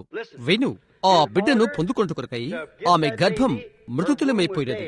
అతని జీవన స్రవంతి మృతుతుల్యమైపోయినది. ఆయన ఆమె కొరకై గర్భమును చేయవలసి ఉంటున్నది. ఆయన చేయవలసినది కదా. ఆ తర్వాత అప్పుడు ఆ బిడ్డ నోట్లో పెట్టినటువంటి ఈ బుడ్లు వారికి అప్పుడు లేవు. తద్వారా తల్లి అటు ఇటు పరుగులు తీయటానికి వారి దినాల్లో ఆమె పాలు కలిగి ఉండే తల్లిగానే ఉండవలసి ఉంటున్నది. కనుక అది చేటి కొరకై పాల గ్రంథులు ఎండిపోయినవి. కాబట్టి బిడ్డను పోషించిన కొరకై ఆయన ఆమెకు కొత్త పాల గ్రంథులు చేయవలసి ఉంటున్నది. మరొక విషయం, 100 సంవత్సరాల స్త్రీ ప్రసవ నొప్పులు భరించునా ఆమెకు ఆయన కొత్త గుండె చేయవలసి ఉంటున్నది. అవునా? కనుక ఆయన దాన్ని అతుకు వేయలేదు. అబ్రహాం సంతానమందరికి ఆయన ఏమి చేయబోతున్నాడు ఆయన అతనిలో చూయించాడు. వారు నూతనమైన వారవుదురని, మనం ఎదురు చూచే రాబోతున్న కుమారుని స్వీకరించిన కొరకై నూతన శరీరం పొందుకుంటామని చూపాడు. నేను వాగ్దానాన్ని నమ్ముతున్నాను. సమంజసమా అన్ని వంటావు. సరే, ఒక్క నిమిషం గమనించు. వారు యాత్ర చేశారు. వారు ఎక్కడున్నారో అక్కడి నుండి పాలస్తీనా దేశం నుండి గెరారు వరకు 300 మైళ్ళు. ఇక్కడ ఒక యవనస్తుడు అబీమెలెకు అను పేరు గలవాడు ఉన్నాడు. అతడు ఒక రాజు. ఆ ఫిలిస్తీనీ అందమైన అమ్మాయిలతో అతడు ఒక ప్రాణేశ్వరి కొరకు ఎదురు చూస్తున్నాడు. ఇక్కడ ఒక చిన్న అవ్వ వచ్చినది. శారా దుప్పటి కప్పుకొని ఉన్నది. అబ్రహాం అన్నాడు, ప్రియా, నీవు నాకు ఒకటి చేయవలసి ఉన్నది అన్నాడు. నీవు ఎంతో అందంగా కనిపిస్తున్నావు. ఆ రాజు నిన్ను చూచి నిన్ను భారీగా తీసుకుంటాడు. ఇంకా ప్రజలు ఆమెను చూచినప్పుడు ఆమె ఎంతో అందంగా ఉన్నది. అవ్వా, ఆమె ఎంతో అందంగా ఉన్నది. ఎంతవరకనగా అబీమెలెకు ఆమెను భారీగా చూసుకునే వరకు. ఆ తర్వాత కల్లో అబీమెలెకు ఆయన కల్లో కనిపించాడు. ఆమె భర్త నా యొక్క ప్రవక్త. నీవు ఆమెను ముట్టిదివా, నీవు చచ్చిన వాడవు ఆమె ఎడల. అవునా? ఆయన అబ్రహాం సంతానమంతటికి ఏమి చేయబోతున్నాడు ఆయన అక్కడ చూయించుచుండెను అన్నాడు. ఎప్పుడు అది చేయను ఆయన చెప్పలేదు. అయితే ఆయన అది చేయనని చెప్పాడు. అవునది నిజం స్నేహితుడా, అది అలాగే జరగని. ఎలాగైనా ఆయనది చేయను, ఆయనది వాగ్దానం చేశాడు. అయితే 20 సంవత్సరాల తర్వాత 25 సంవత్సరాల తర్వాత వాగ్దాన సమయం నుండి శారా బిడ్డను పొందుకున్నది. ఆమె అది ఎప్పుడు పొందుకున్నదో వాక్యం అది చెప్పలేదు. అయితే ఆమె దానిని పొందుకుంటుందని చెప్పబడెను. ఈ సాక్షులతో మనం తొందరపడదాము. 3వ సాక్షి మోషే. అది ఆ కాలానికి వాక్యమని రుజువు చేటుకు దేవుడు అతనికి ఒక సూచన ఇచ్చినని అతడు చెప్పాడు. ఒక సూచనతోనూ స్వరముతోనూ అతడు వాక్యము తీసుకుని వెళ్ళాడు. ఫరో అనే కాపరి ఎదుటకు వెళ్లిపోయాడు. కాపరి ఫరో చెప్పాడు, అది తక్కువ మాంత్రికుడి తంత్రం, అటువంటిదే చేయనటువంటి మనుషులు నాకు ఉన్నారు, వారు చేశారు, అనుకరణ చేయువారు. అతడు చెప్పాడు, నేను ప్రవక్తని కానట్లయితే, అది వాగ్దాన వాక్యమని ఎరగినట్లయితే దాని వలన ఏం పని లేదని చెప్పేవాడను. ఎందుకనగా ఇక్కడ ఉన్న అనుకరణ చేయవారు అదే కార్యాలు చేయుచున్నారు. అయితే అది దేవుని యొద్ద నుండి వచ్చినదని అది నాకు తెలుసు, అది అతనికి తెలుసు. కనుక అతడు నిమ్మలంగా ఉన్నాడు. దేవుడు చెప్పాడు, ప్రజలను అతడు విడిపించునని, పర్వతం యొద్దకు వారు వచ్చెదరని, ఆ దినమనే వారు దిగి వచ్చెదరని బహుశా అతడు అనుకుని ఉండును. అయితే అది సంవత్సరాలు దాటిన తర్వాత వారు తిరిగి వచ్చారు. వారు పర్వతం యొద్దకు చేరారు. దేవుడు ఆయన వాక్యం నెరవేర్చాడు. ఆయన చెప్పినట్లుగానే వాగ్దాన భూమికి వారిని ఆయన తీసుకుని వచ్చాడు. దేవుని వాక్యమును అతడు విశ్వసించాడు. వెంటనే ఇంకొక సాక్షిని నేను తీసుకుని రాబోతున్నాను. 4వ సాక్షి యెహోషువ. అతడు చెప్పాడు, దేవుడు మాకు వాగ్దానం ఇచ్చినప్పుడు మేము వెళ్ళాము. అది కేవలం 40 సంవత్సరాలు మాత్రమే. మేము కాదేషు బర్నేయకు చేరిన తర్వాత మేమది స్వాధీనం చేసుకోగలమో లేదో తెలుసుకోమని మోషే సాక్షులు పంపాడు. ఓ అమాలేకీయులు, ఆ పెద్ద అజానుభావులు, పెద్ద గోడలు, మేమది స్వాధీనం చేసుకోలేము, మనం అది స్వాధీనం చేసుకోలేము, అది ఇలాగూ కనిపిస్తున్నది. అయితే కొందరు వెళ్లిపోయి ఆ దేశము మంచి దేశమని ఒక రుజువు తీసుకుని వచ్చారు. మిగతా గోత్రముల వారు, ఓ మనము దాన్ని స్వాధీనం చేసుకోలేము అని అన్నారు. అతడు చెప్పాడు, నేను నిలబడి ప్రజలను నిమ్మలపరిచాను. అక్కడున్న దానినంతా కొలత అది కాదని, దానింత కొలత అది కాదని వారు తెలుసుకుందురు కాక, అది దేవుని యొక్క వాగ్దానము, అది దేవుడు చేయును అని చెప్పాడు. అతడు చెప్పాడు, జనులను నేను నిమ్మలపరిచిన తర్వాత మమ్మలను ఆయన తీసుకుని వెళ్ళలేదు. తర్వాత వారం 40 సంవత్సరాల తర్వాత ఆయన మమ్మలను తీసుకుని వెళ్ళాడు. అయితే మమ్మల్ని ఎప్పుడు తీసుకుని వెళ్ళిపోతాడో ఆయన చెప్పలేదు. ఆయన మమ్మలను తీసుకుని వెళ్తాడని చెప్పాడు. కనుక మేము అచ్చటికి చేరాము, అచ్చటికి వెళ్ళాము. ఒక్క క్షణం యెషయా వచ్చుటకు నేను ఇష్టపడుతున్నాను. యెషయాని గమనిద్దాము. అతడు చెప్పాడు, ప్రజల మధ్య నేను రుజువు చేయబడిన ప్రవక్తను, ప్రతి ఒక్కరూ నన్ను నమ్మారు. రాజైన ఉజ్జియా మొదలుకొని అందరూ నన్ను నమ్మి ఉన్నారు. నేను రుజువు చేయబడిన ప్రవక్తను. నేను ఏమి చెప్పితనో దేవుడు నెరవేర్చాడు. నేనేమి చెప్పినో నా మాటలు నెరవేర్చాడు. ఎందుకనగా వాటిని నేను ఆయన నామమున, యెహోవా నామమున మాట్లాడితిని. అతడు చెప్పాడు, ఒక్కొక్క దినమున యెహోవా నాతో మాట్లాడి ఇలాగ చెప్పాడు, నేను వారికి ఒక సూచన ఇవ్వబోతున్నాను. కన్యక గర్భవతి ఎవను అని యెహోవా చెప్పే రీతిగా నేను పలికితిని. చెప్పాడు, ఈ న్యాయ సభ తెలుసుకోవాలని నేను కోరుతున్నాను. ప్రతి ఒక్క హెబ్రీ అమ్మాయి ఈ బిడ్డ బూట్లు మొదలైనవి సిద్ధపరచుకుని ఉండిరి. ఒక కన్యక గర్భవతి ఎవను అని. అలా జరుగుతూ ఉండెను. నెలలు జరిగినవి, అది సంభవించలేదు. వారములు, అది జరగలేదు. సుమారు 800 సంవత్సరాల తర్వాత అది సంభవించినది. అయితే ఒక కన్య గర్భవతి ఒక కుమారుని కన్నది. అది రేపే జరుగుతుందని యెహోవా అతనితో ఎన్నడూ చెప్పలేదు. నీ వయస్సులో ఉన్న ఒక కన్య అని చెప్పలేదు. ఒక కన్య గర్భవతి ఎగును అని మాత్రమే ఆయన చెప్పాను. అది సరిపోయినది. అది ఎప్పుడు అని ఆయన చెప్పలేదు. ఆమె అగును అని మాత్రమే ఆయన చెప్పాడు. ఇప్పుడు న్యాయస్థానానికి అంగీకారమైతే ఆయన తదుపరి సాక్షిని నేను కానా? ఆయన కొరకై తర్వాత సాక్షిని నేనవుతాను. ఈ దినమునకైనా వాగ్దాన వాక్యము, దానికి నేను సాక్షినవుతాను. కెంటుకీలో ఒక చిన్న బాలుడుగా జన్మపడు, అక్కడ వెలుగు ఉండుట, ప్రార్థనా కార్డుల మీద మొదలైన వాటిపైన మీరు చూచిన్నారు. మా అమ్మ, మా నాన్న నాకు చెప్పారు, వయస్సంతటిలో కూడా చెప్పారు. ఇది వ్యక్తిగతం అనుకోవద్దు. అయితే ఆయన ఎదురు నేను ఒక సాక్షిగా నిలబడుతున్నాను. వాక్యమున ఉన్నటువంటి ఇది ఆయన. దాని యొక్క అర్థమేటో నాకు తెలియదు, ఎవరికి తెలియదు. వెనుక ఆ పర్వతాల్లో అక్కడ ఒక చిన్న పాత, ఇప్పుడు మీ అందరికి ఉన్నటువంటి ఒక కిటికీ అద్దము కూడా లేదు. కిటికీని తెరచుటకు మీకు చిన్న పాత తలుపు ఉంటుంది. ఆ ఉదయం ఒక వెలుగు లోపలికి వచ్చినది. నేను ప్రజలకు చెప్తుంటాను, అమ్మకు చెప్తాను. నేను చెప్పే సంగతులు అవి ఎప్పుడూ జరుగుతుంటవి. వారది నమ్మలేదు. అది అలాగుండదు అని అన్నారు వారు. అయితే సుమారు 30 సంవత్సరాల తర్వాత విజ్ఞాన శాస్త్ర రుజువు ద్వారా అది అదే అని దేవుడు దాన్ని రుజువు చేశాడు. అది అలాగుండెను. ఎందుకనగా అది వాగ్దానము. 7 సంవత్సరాలప్పుడు చెట్టు యొద్ద అక్కడే స్వరము నాతో మాట్లాడినది. ఎన్నడూ పొగ త్రాగవద్దు, నవలవద్దు, లేక మద్యపానము సేవించవద్దు, లేక నీ శరీరాన్ని అపత్రపరచుకోవద్దు అని. నేను ఒక నాటసారే కాచేవాని ఇంట్లో ఉండి ఉంటేనే బైబిల్ అనగా ఏంటో కూడా తెలియదు. ఒక్క మాట కూడా తెలియదు. ఒక పంచాంగం మేము కనుగొనగలము. అయితే మా ఇంట్లో బైబిల్ లేదు. నా వారిని గూర్చి వ్యతిరేకంగా మాట్లాడటం కాదు, అయితే దాన్ని గూర్చి అంతా దేవునికి తెలుసు. నా ముందున్న వారికి ఎటువంటి దారి లేదు. దానికి ముందు కథోలిక్కులు సంఘం నుండి పెళ్లి చేసుకుని వెళ్లిపోయారు. అక్కడ ఇలాంటి మతమే లేదు. దానికి మేము అలక్ష్యం చేసేవారము. ఏమి జరిగి ఉండెనో ఆయన నాకు చెప్పాడు.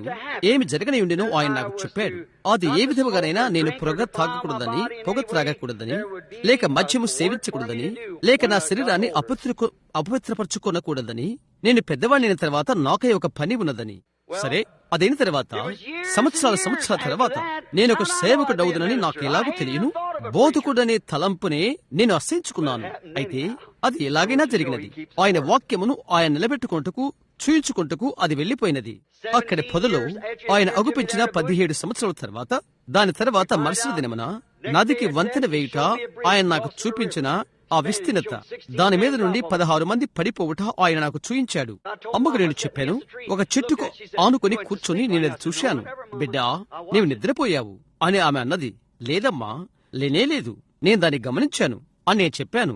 ఆ దినం నుండి ఖచ్చితంగా 17 సంవత్సరాల తర్వాత జెఫర్సన్విల్లో పురపాలక సంఘపు వంతెన కెంటుకీకి వేస్తున్నప్పుడు ఖచ్చితంగా చెప్పబడినట్లుగా దానిపైన 16 మంది పురుషులు తమ ప్రాణాలు పోగొట్టుకున్నారు. అవిశ్వాసి గారు అలాగే నన్ను శోధిస్తూనే ఉండెను. ఈ గుడ్డి అభియోగపు వకీలు అవధానమును నేను పిలవనా, యేసు ఆయన యొక్క చేతులలో చీలల గుర్తులతో ఇక్కడ ఉండుట గూర్చి అలాంటిది ఎన్నడూ ఆయన చెప్పనే లేదు. ఆయన చెప్పాడు, ఆయన పరలోకము నుండి దిగి వచ్చిన తర్వాత ప్రతి మోకాలు వంగును, ప్రతి నేత్రము ఆయన చూచును, ప్రతి నాలుక ఒప్పుకొనును అని ఆయన చెప్పాడు. ఆత్మశక్తితో ఆయన మరణి వచ్చును మాత్రమే ఆయన మార్కులోని ఆయన ఏమి చేయనయుండెను, ఆయన వాక్యమును రుజువు చేయనని వాగ్దానం చేశాడు. అది వారు పొందుకోరు. ఈ మధ్యాహ్న వేళ ఈ సంవాదమును ఆధారం చేసుకుని దేన్నైతే నేను వదిలిపెట్టనదో పాఠం యొక్క పుటలు నేను త్రిపుట మీరు చూశారు. అది నేను బయటకు తీసుకురావలసి ఉన్నది. అయితే అది పొందుటకు మనం ముగించుట సరిపోతుందనుకుంటున్నాను. వారు ఇంకా దాన్ని నమ్మరు. అది యేసు వాగ్దానం చేస్తున్నాడు. నోహు దినముల్లో ఉన్న రీతిగా మరియు లోతు దినాల్లో ఉన్న రీతిగా కడవరి దినమున అది ఉండును. మనం అది పొందుకున్నాం. అది ఇక్కడే ఉన్నది. అది ఎప్పుడో రుజువు పరచబడినది. ఎన్నో లేఖనాలు. సదమ కాలంలో అబ్రహాముకు ఏమి జరిగినది? అబ్రహాము రాజసంతానమైన క్రీస్తు అబ్రహాము రాజసంతానమునకు మరలా తిరిగి వచ్చును. క్రీస్తు వాక్య రూపమున వచ్చుచునుట మానవుల్లో పనిచేయును. సూచనని ఆయన వాగ్దానం చేసినది చూయించును. అది చేయునని ఆయన వాగ్దానం చేసి ఉన్నాడు. దేవుడే వాగ్దానం చేశాడు. మరి దేవుడే ఆయన వాగ్దానాన్ని కాపాడును. ఈ పరిచర్య 3 భాగాలుగా ఉండునని, అందులో ఒకటి ప్రజల చేయి తీసుకున్నట వలన అవుతుందని, తద్వారా వారి బాధ ఏదో తెలుసుకోబడుతుందని ఆయన నాతో చెప్పినది కొద్ది సంవత్సరాల క్రితం మీతో చెప్పి ఉంటుంది. ఎంతమందికి అది జ్ఞాపకమున్నది? నిజం. ఆయన నాతో చెప్పాడు, నేను విధేయత ఉన్నట్లయితే వారి హృదయంలోని తలంపులను నేను ఎరుగుతానని, అది అలాగు జరుగునని ఆయన నాతో చెప్పినది మీతో చెప్పలేదా? అది మీకు చెప్పలేదా? నేను ఎంతమందికి అది జ్ఞాపకమున్నది? అది జరిగినదా? అది తరువాత రోజు జరగలేదు. అయితే సంవత్సరాల తర్వాత అది జరిగినది. ఆయన నదీ తీరాన మాట్లాడాడు. క్రీస్తుకు రాకడను తెలియజేయటకు బాప్తిస్మిచ్చి యోహాను పంపబడినట్లుగా అతని పరిచర్య ముగింపులో యేసు వచ్చాడు. యోహాను పంపబడినట్లు నీ యొక్క పరిచర్య క్రీస్తు యొక్క 2వ రాకడకు ముందుండును. దేవుని ప్రజల మధ్య ప్రపంచవ్యాప్త ఉద్యోగం ఉండును. ప్రపంచమంతటా గత 17 సంవత్సరాల నుండి బహు పెద్ద ఉద్యోగము. చరిత్రకారులకు తెలుసు, ఏ ఉద్యోగం 3 సంవత్సరాల కంటే నిలవదని. మరి ఇది 15 సంవత్సరాలు. మరి ఈ రోజు సంఘమును చూడు, అది చల్లారిపోయినది. మనం ఆయన రాకడను ఎదురు చూచుచున్నాము. ఆయనకు ఆయనే రుజువు చేసుకుంటున్నాడు, చూయించుచున్నాడు. ఇవన్నీ జరిగినవి. నీవు హృదయం యొక్క రహస్యములను ఎరుగుదువు అని ఆయన వాగ్దానం చేశాడు. 3వ స్థితి, ఇది పరిచర్య విరామము. అక్కడ వెళ్ళుటకు నేను సమయం తీసుకున్నాను, కారణం నేను దాన్ని చేయకూడదు అనుకుంటున్నాను. అయితే ఇక్కడున్న మీకు అది తెలుసు ఏమి జరిగిందో చూశారా? నేను మొట్టమొదట అక్కడున్న కన్ససాస్ సిటీకి మరియు ఆర్కన్సాస్ కు వచ్చినప్పుడు ఈ విషయాలు జరుగునని నేను మీతో చెప్పి ఉంటుంది. అవి ఇక్కడే ఉన్నవి. అవి జరిగినవని సజీవ సాక్షులుగా మేమే. అవి జరుగునని దేవుడు చెప్పాడు. అప్పుడే అది జరుగునని అది చెప్పలేదు. అది జరుగునని ఆయన చెప్పాడు. మార్కు 16 చెప్తున్నది, నమ్మిన వారి వల్ల ఈ సూచకలు జరుగును. నేను విశ్వాసిని కాకపోతే ఈ వాక్యము సత్యమని రుజువు చేయబడునా? మీరు విశ్వాసులు కాకపోతే దేవుడు పరిశుద్ధాత్మను ఎందుకు మీకు ఇచ్చును? నీవు అన్ని విధములైన బహిర్గత రుజువులు కలిగి ఉండవచ్చును. నువ్వు పరుగులు తీయవచ్చు, భాషలు మాట్లాడవచ్చు. పరిశుద్ధాత్మ కలిగి ఉన్న వారివి చేసినవి, పరిశుద్ధాత్మ కలిగి ఉన్న వారు చేసేవి నీవు చేయవచ్చును. అయితే అది నిజమైనది నీ హృదయంలో కానట్లయితే అదేనాడు కూడా వాక్యమును జీవములోనికి తీసుకుని రాదు. అయితే అక్కడ ఉన్నది నిజమైనదైతే ఆకాశముల భూమి గతించును, కాని వాక్యము గతించదు. నమ్మిన వారి వలన ఈ సూచికలు జరుగును. వారు రోగుల మీద చేతులుచ్చినప్పుడు వారు స్వస్థత నొందుదురు. మిగతా వారు స్వస్థత నొందుట మీరు చూచుచున్నారు. వెంటనే వారు స్వస్థత నొందుతారని ఆయన చెప్పలేదు. వారు నమ్మినట్లయితే స్వస్థత నొందుదురని ఆయన చెప్పాడు. అది వినుచున్న మీరు సత్యమని ఎందరూ నమ్ముచున్నారు? ఇంకా దేవుని యొక్క వాక్యమే అది అని ఎందరూ నమ్ముచున్నారు? అది జనులకు తప్పుడు విధముగా అనువాదము చేయబడినది. అది మీరు నమ్మకూడదు. ఇది కేవలము తప్పుడుగా అర్థము చెప్పబడినది. మునుపటి లూథర్ దినాలలో కాదు, మునుపటి పౌలు యొక్క దినాలలో కాదు, మునుపటి నోహు యొక్క దినాల్లో కాదు, ఇంకా ఈ ఇతరమైన సాక్షుల దినాల్లో కాదు. ఈ విషయాలు జరుగునని నేను చెప్పుచున్నటువంటి 15 సంవత్సరాల క్రితము కాదు. అయితే ఈ దినమున కాన్సాస్ లోని టొబాకోలో ఈ ఘడియన ఈ నిమిషమున దేవుని వాక్యము కనబట్టుకై పిలుద్దాం. ఈ కడవ దినాల్లో ఇది జరుగునని ఆయన వాగ్దానము చేశాడు. ఆయన వాక్యమును ఆయన కాపాడని మీరు నమ్ముతున్నారా? ఆయన దేవుడై ఉండుట కొరకై ఆయన వాక్యమును కాపాడవలసి ఉన్నది. అది ఆయనే చేయవలసి ఉన్నది. ఆయన వాక్యమును ఆయన నిలబెట్టుకోవలసి ఉన్నది. ఎప్పుడు సొదొమ దినములలో ఎలాగుండెనో మనిషి కుమారుని రాకడ యందు అలాంటిదే ఉండునని ఆయన వాగ్దానం చేశాడా? అది సొదొమ యొద్ద అబ్రహామునకు అతని సంతానానికి ఎలాగుండెనో కడవరి దినముల్లో అలాగూ ఆయన బయలుపరుచుకొనును. అది ఆయన వాగ్దానం చేశాడా? లూకా 17:30 మీరది చదవగలరు. ఆయన అది వాగ్దానం చేశాడు. అది జరుగునని ఆయన చెప్పాడు. యేసు చెప్పాడు. ఆయన వాగ్దానం చేసిన లేఖనమంతా నెరవేర్చబడుతుందని ఆయన చెప్పాడు. కడవరి దినాలలో మలాకి 4లో ఆయన ఏమి చేయను అన్నది ఆయన వాగ్దానం చేశాడా? ఇదైన వెంటనే అగ్ని వచ్చి అవిశ్వాసిని కాల్చును. నీతిమంతులు అవిశ్వాసి యొక్క బూడిద మీద నడిచిపోవును. అవునది నిజం. సరే, మనం వాటి యొద్దనే ఇక్కడ ఉన్నాము. ఆ గొప్ప జలప్రేమ రాకమునుపు ఏమి జరిగినది? ద్రోహు రాకమునుపు కొద్ది ముందుగా ఏమి జరిగినది? లేదా మోషే ఇశ్రాయేలును బయటకు తీసుకుని రాకమునుపు ఏమి జరిగినది? యేసు రాకమునుపు ఏమి జరిగినది? యోహాను అతను మనం సాక్షిగా తీసుకునకు రాలేదు. ఇక్కడ క్రింద అతను మనకున్నాడు. అయితే సాక్షిగా కాదు. ఆ దినమున ఉండినటువంటి వేదాంతమంతట్ల నుండి అరణ్యములోకి వెళ్ళుటకు అతడు బయటకు పిలువబడినది. ఎందుకనగా అతడు గుర్తించబడవలసి ఉండెను. మెస్సయ్యను అతడు గుర్తింపబడవలసి ఉండెను. పాఠశాల యొద్దకు మనము వెళ్ళగలిగితే, అతని తండ్రి యొద్దకు వెళ్ళగలిగినట్లయితే, ఇలా చెప్తే, నేను మీ నాన్న యొక్క గొప్ప స్నేహితుడను. ఓ, అతని గొప్ప వృద్ధుడు. నే అతన్ని ప్రేమిస్తున్నాను. సహోదరు జోన్స్ ఆ మెస్సయ్య కాదా? యోహాను నీకు తెలుసా? అతడే. చూశారా? అతడు వేరైపోయాడు. తనకు తాను 9 సంవత్సరాల వయసులో అతడు అరణ్యములకు వెళ్లిపోయాడు. ఎందుచేతనగా అతడు అడవులను ప్రేమించేవాడు. ఏలియా ఆత్మ అతని పైన ఉన్నది. ఏలియా ఆత్మ ఏలియా కాదు, అతడు ఒక మనుష్యుడు. ఆ దినాన ఆ వాక్యముతో దేవుని యొక్క ఆత్మ ఉండెను. అతడు అరణ్యములకు వెళ్లిపోయాడు. ఆ తర్వాత అతడు బయటికి వచ్చినప్పుడు క్రీస్తుతో అతడు గుర్తింపబడవలసి వచ్చెను. మంచి మనిషిగా కాదు. అయితే ఎవని మీద ఆత్మ దిగివచ్చునో నీవు చూతువు. ఆ దినమున ఆ ప్రాంతంలో మనుషుడు గొప్ప ఉపదేశకుడు కాదు. ఆ దినాన ప్రశస్తమైన వ్యక్తి కాదు. అయితే ఎవనిపైన పరిశుద్ధాత్మ తనకు తాను వాక్యముతో గుర్తింపబడను. సాక్షాత్తు వాక్యమే వాక్యముతో అది గుర్తింపబడను. అది ఆయన కడవరి దినాల్లో వాగ్దానము చేశాడు. యేసు చేయును. నిన్న నేడు యుగయుగములు ఒకటి రీతిగా ఉండును. అది నువ్వు నమ్ముతున్నావా? ఇప్పుడు మనం ఒక క్షణం తల వంచుకుందాము. విశ్వాసము కలిగి ఉండుడి. అనుమానపడవద్దు, నమ్ము.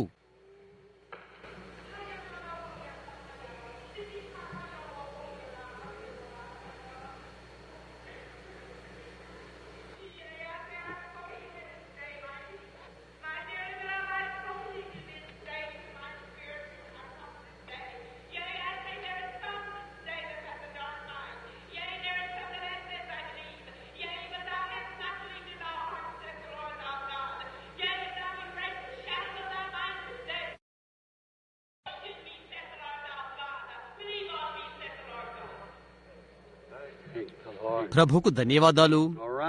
సరే, ఆయన నిన్న నేడు యుగములు ఒక్కడే రీతిగా ఉన్నాడు. మీరు దాన్ని నమ్ముతున్నారా? తనకు తానుగా రుజువు చేసుకుంటూ కొరకై ఆయన ఏమని వాగ్దానం చేశాడు? ఒక మనుషులలో ఒక మానవ శరీరములు అబ్రహాముకు ఆయన చేసినట్లుగా మనుష్య కుమారుడు. అది మనుష్య కుమారుడై ఉండెను. దేవుని కుమారుడు కాదు, కాదు, కాదు, కాదు. మనుష్య కుమారులో దేవుని కుమారుడు. ఎహెజ్కేలు 1:2 ఎహెజ్కేలును యెహోవా మనుష్య కుమారుడు, నరపుత్రుడా అని పిలిచాడు. యేసు తనకు తానే ఖచ్చితంగా పిలుచుకున్నాడు. మీరు అర్థం చేసుకున్నారా? వారమంతా బోధన ద్వారా చూడండి. మనిషి కుమారునిగా ఏమి ప్రవచన సంబంధం. మలాకి 4 ఏంటి? ప్రవక్త ఉండుట. కడవరి దినాల్లో ఎలాంటి విషయాలు జరుగుతవి ఎప్పుడు అని ఆయన ఎన్నడూ చెప్పలేదు. అవి జరుగునని ఆయన చెప్పాడు. అవి జరిగినవి. ఇప్పుడు మీరు ఆయన ఇంకా దేవుని కుమారుడైనట్లయితే, మనిషి కుమారుడు దావీదు కుమారునిగా దావీదు సింహాసనం పైన కడవరి దినాలలో ఆయన బయలుపరుచుకుంటూ సంసిద్ధంగా ఉన్నాడు. చూశారా? గమనించండి. అది నిజమైతే అది ఆయన వాగ్దానం చేశాడు. ఆ వాగ్దానానికి ఆయన బద్ధుడై ఉన్నాడు. ఆ వాక్యమునకు ఆయన బద్ధుడై ఉన్నాడు. నీ యొక్క విశ్వాసముతో ఆయన వస్త్రపు చెంగు నీవు ముట్టు. ఈ విషయాలన్నీ నేను చేశాను. అది దేవుడైనట్లయితే అది నెరవేరుతుంది. అది దేవుడు కాకపోతే అది జరగదు. అది మాత్రమే సత్యమవుతుంది. చూశారా? ఇది ఆయనే. ఇది అయితే మనము విశ్వాసుల మధ్య ఉన్నామా లేదా? నువ్వు విశ్వాసమై ఉండవలసి ఉన్నది. నేను ఎలాగ విశ్వాసమై ఉన్నానో అలాగన ఇది సత్యమని నీవు నమ్మవలసి ఉన్నది. నీవది నమ్మితే అది జరుగుతున్నది. మీలో ప్రతి ఒక్కరూ ప్రార్థించుడి. నీ స్వంతగానే నువ్వు నమ్ముము. ఒక ప్రక్క నుండి మనం ప్రారంభిద్దాం. ఒక ప్రక్క నుండి గురి నిలుపుదాం. ఇక్కడ గోడకు ఎదురుగా నుండి నేను ఆశపడుతున్నాను. ఒక చోట మీరు నమ్మండి, విశ్వాసముంచుడి, అనుమానపడవద్దు. నమ్ముడి. ప్రభువా అని చెప్పండి.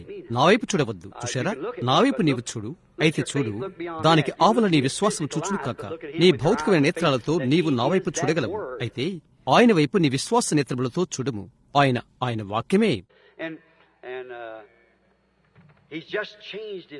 ఆయన ముసుగును ఆయన మార్చుకున్నాడు. చూశారా? ఏదైతే కనపడకుండా ఉండెనో దాని నుండి ఏది సంక్షిప్తముగా సంపూర్తిగా తెలియబడెను. వాక్యము శరీరధారి అయ్యెను. విశ్వాసముంచుము. ఇప్పుడు అటు ఇటు కదలవద్దు. నిజంగా భయభక్తులతో నిశ్శబ్దంగా ఉండు. మీరు చుట్టూ తిరగలరు ఒక క్షణములు. అయితే నిజంగా నిశ్శబ్దంగా భయభక్తులతో ఉండండి. అదేంటి? అది వరము. ఒక వరము కత్తి వల్లే తీయబడదు. వెళ్ళి పొడిచి గందరగోళంగా మాట్లాడి లాగుట. అది కాదు. ఒక వరము అనగా నిన్ను నీవుగా మార్గమును తప్పుకొనుట. తద్వారా పరిశుద్ధాత్మ మానవ శరీరంలో పనిచేయుట అవుతున్నది. దేవునికి మహిమ కలుగును కాక. నాకు వరమున్నది హల్లెలూయా అని చెప్పడానికి ప్రయత్నం చేయవద్దు. నీవెన్నడూ పొందలేవు. నీవెలాగూ వెళ్ళగలుగుదువో నీవెరిగినట్లయితే అది యంత్ర ఉపకరణమును లాగుటవుతుంది. చూశారా? యంత్ర ఉపకరణమును వెనుక కొద్దిగా కదిలించినట్లు అవిశ్వాసముని విశ్వాసంలోనికి నిన్ను నీవు మార్చుకునుట. చెప్తావు, సరే, నేను ఎల్లప్పుడూ ఒక విధముగా అనుమానముగా ఉంటాను. అయితే ఇప్పుడు నేను నమ్మాను. ఇప్పుడు గమనించుము. తర్వాత ఏమి జరుగును? ఒక్కసారి తప్పక చెయ్యి. తర్వాత ఏమి జరుగుతుందో చూడుము. ప్రార్థించుము. నాకు నేను వర్తమానం నుండి వరములోనికి వెళ్ళటానికి సంసిద్ధపడటకు ప్రయత్నిస్తున్నాను. ఒక వరము హెబ్రీ 4:12 వలె వాక్యము దానికదే తెలియబడుట, వివేచించుట, హృదయములోని తలంపులను ఎరుగుట. నీలో తప్పేమున్నదో అందుకొరకై ప్రార్థించుము. దేవా, నేను కదువుతో ఉన్నాను అని ప్రార్థించి చెప్పుము. మనుషునికి నేను అవసరం లేదు, అయితే నేను అవసరతలో ఉన్నాను. దేవుని మహిమ కొరకు దేవుని కుమారుని యేసుక్రీస్తు నామములో దేవుని వాక్య ప్రకారముగా అది నేనిప్పుడే బోధ చేశాను. ఇక్కడున్న ప్రతి ఆత్మను నా స్వాధీనం ఉంచుకుంటున్నాను.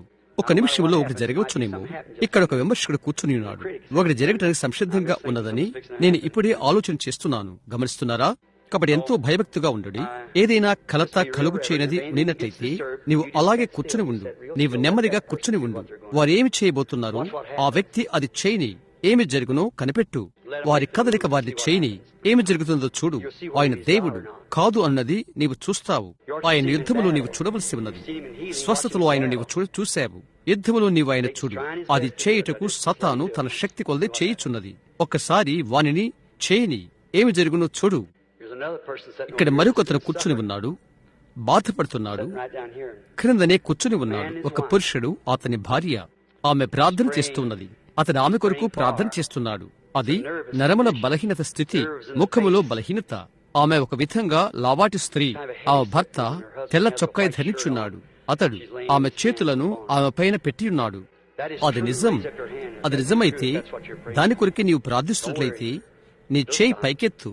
భయపడవద్దు. నేను నిలుపు చేయుదును. అది వాగ్దానము. నీవు నమ్మినట్లయితే ఆయన వస్త్రము నీవు ముట్టావు.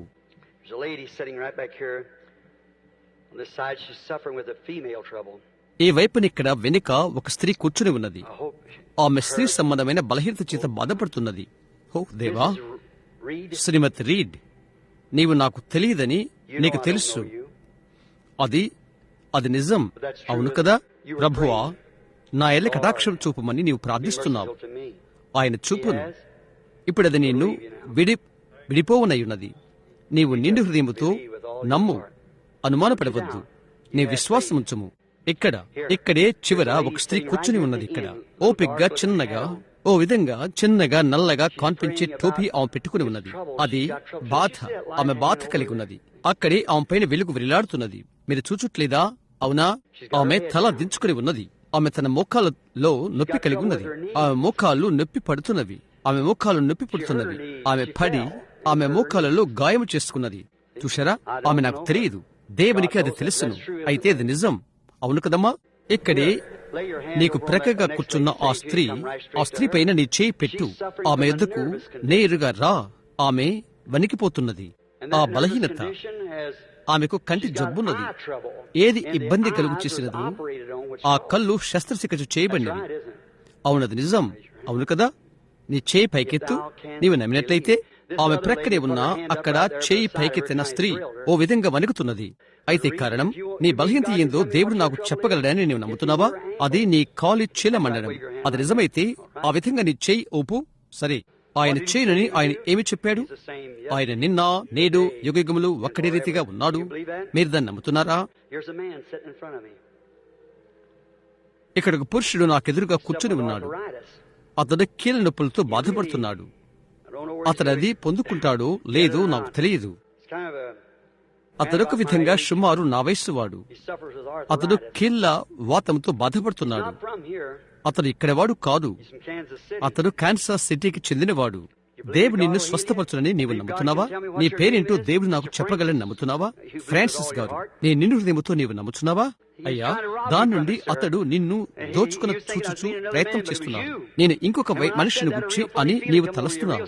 అయితే నీవే నేనది చెప్పినప్పుడు నీ మీద ఒక విధమైన వింతైన, నిజంగా ఎంతో మధురమైన, ఆధునమైన భావన వచ్చినది. అది నిజమైతే ఇలాగు నీ చేయి ఊపు.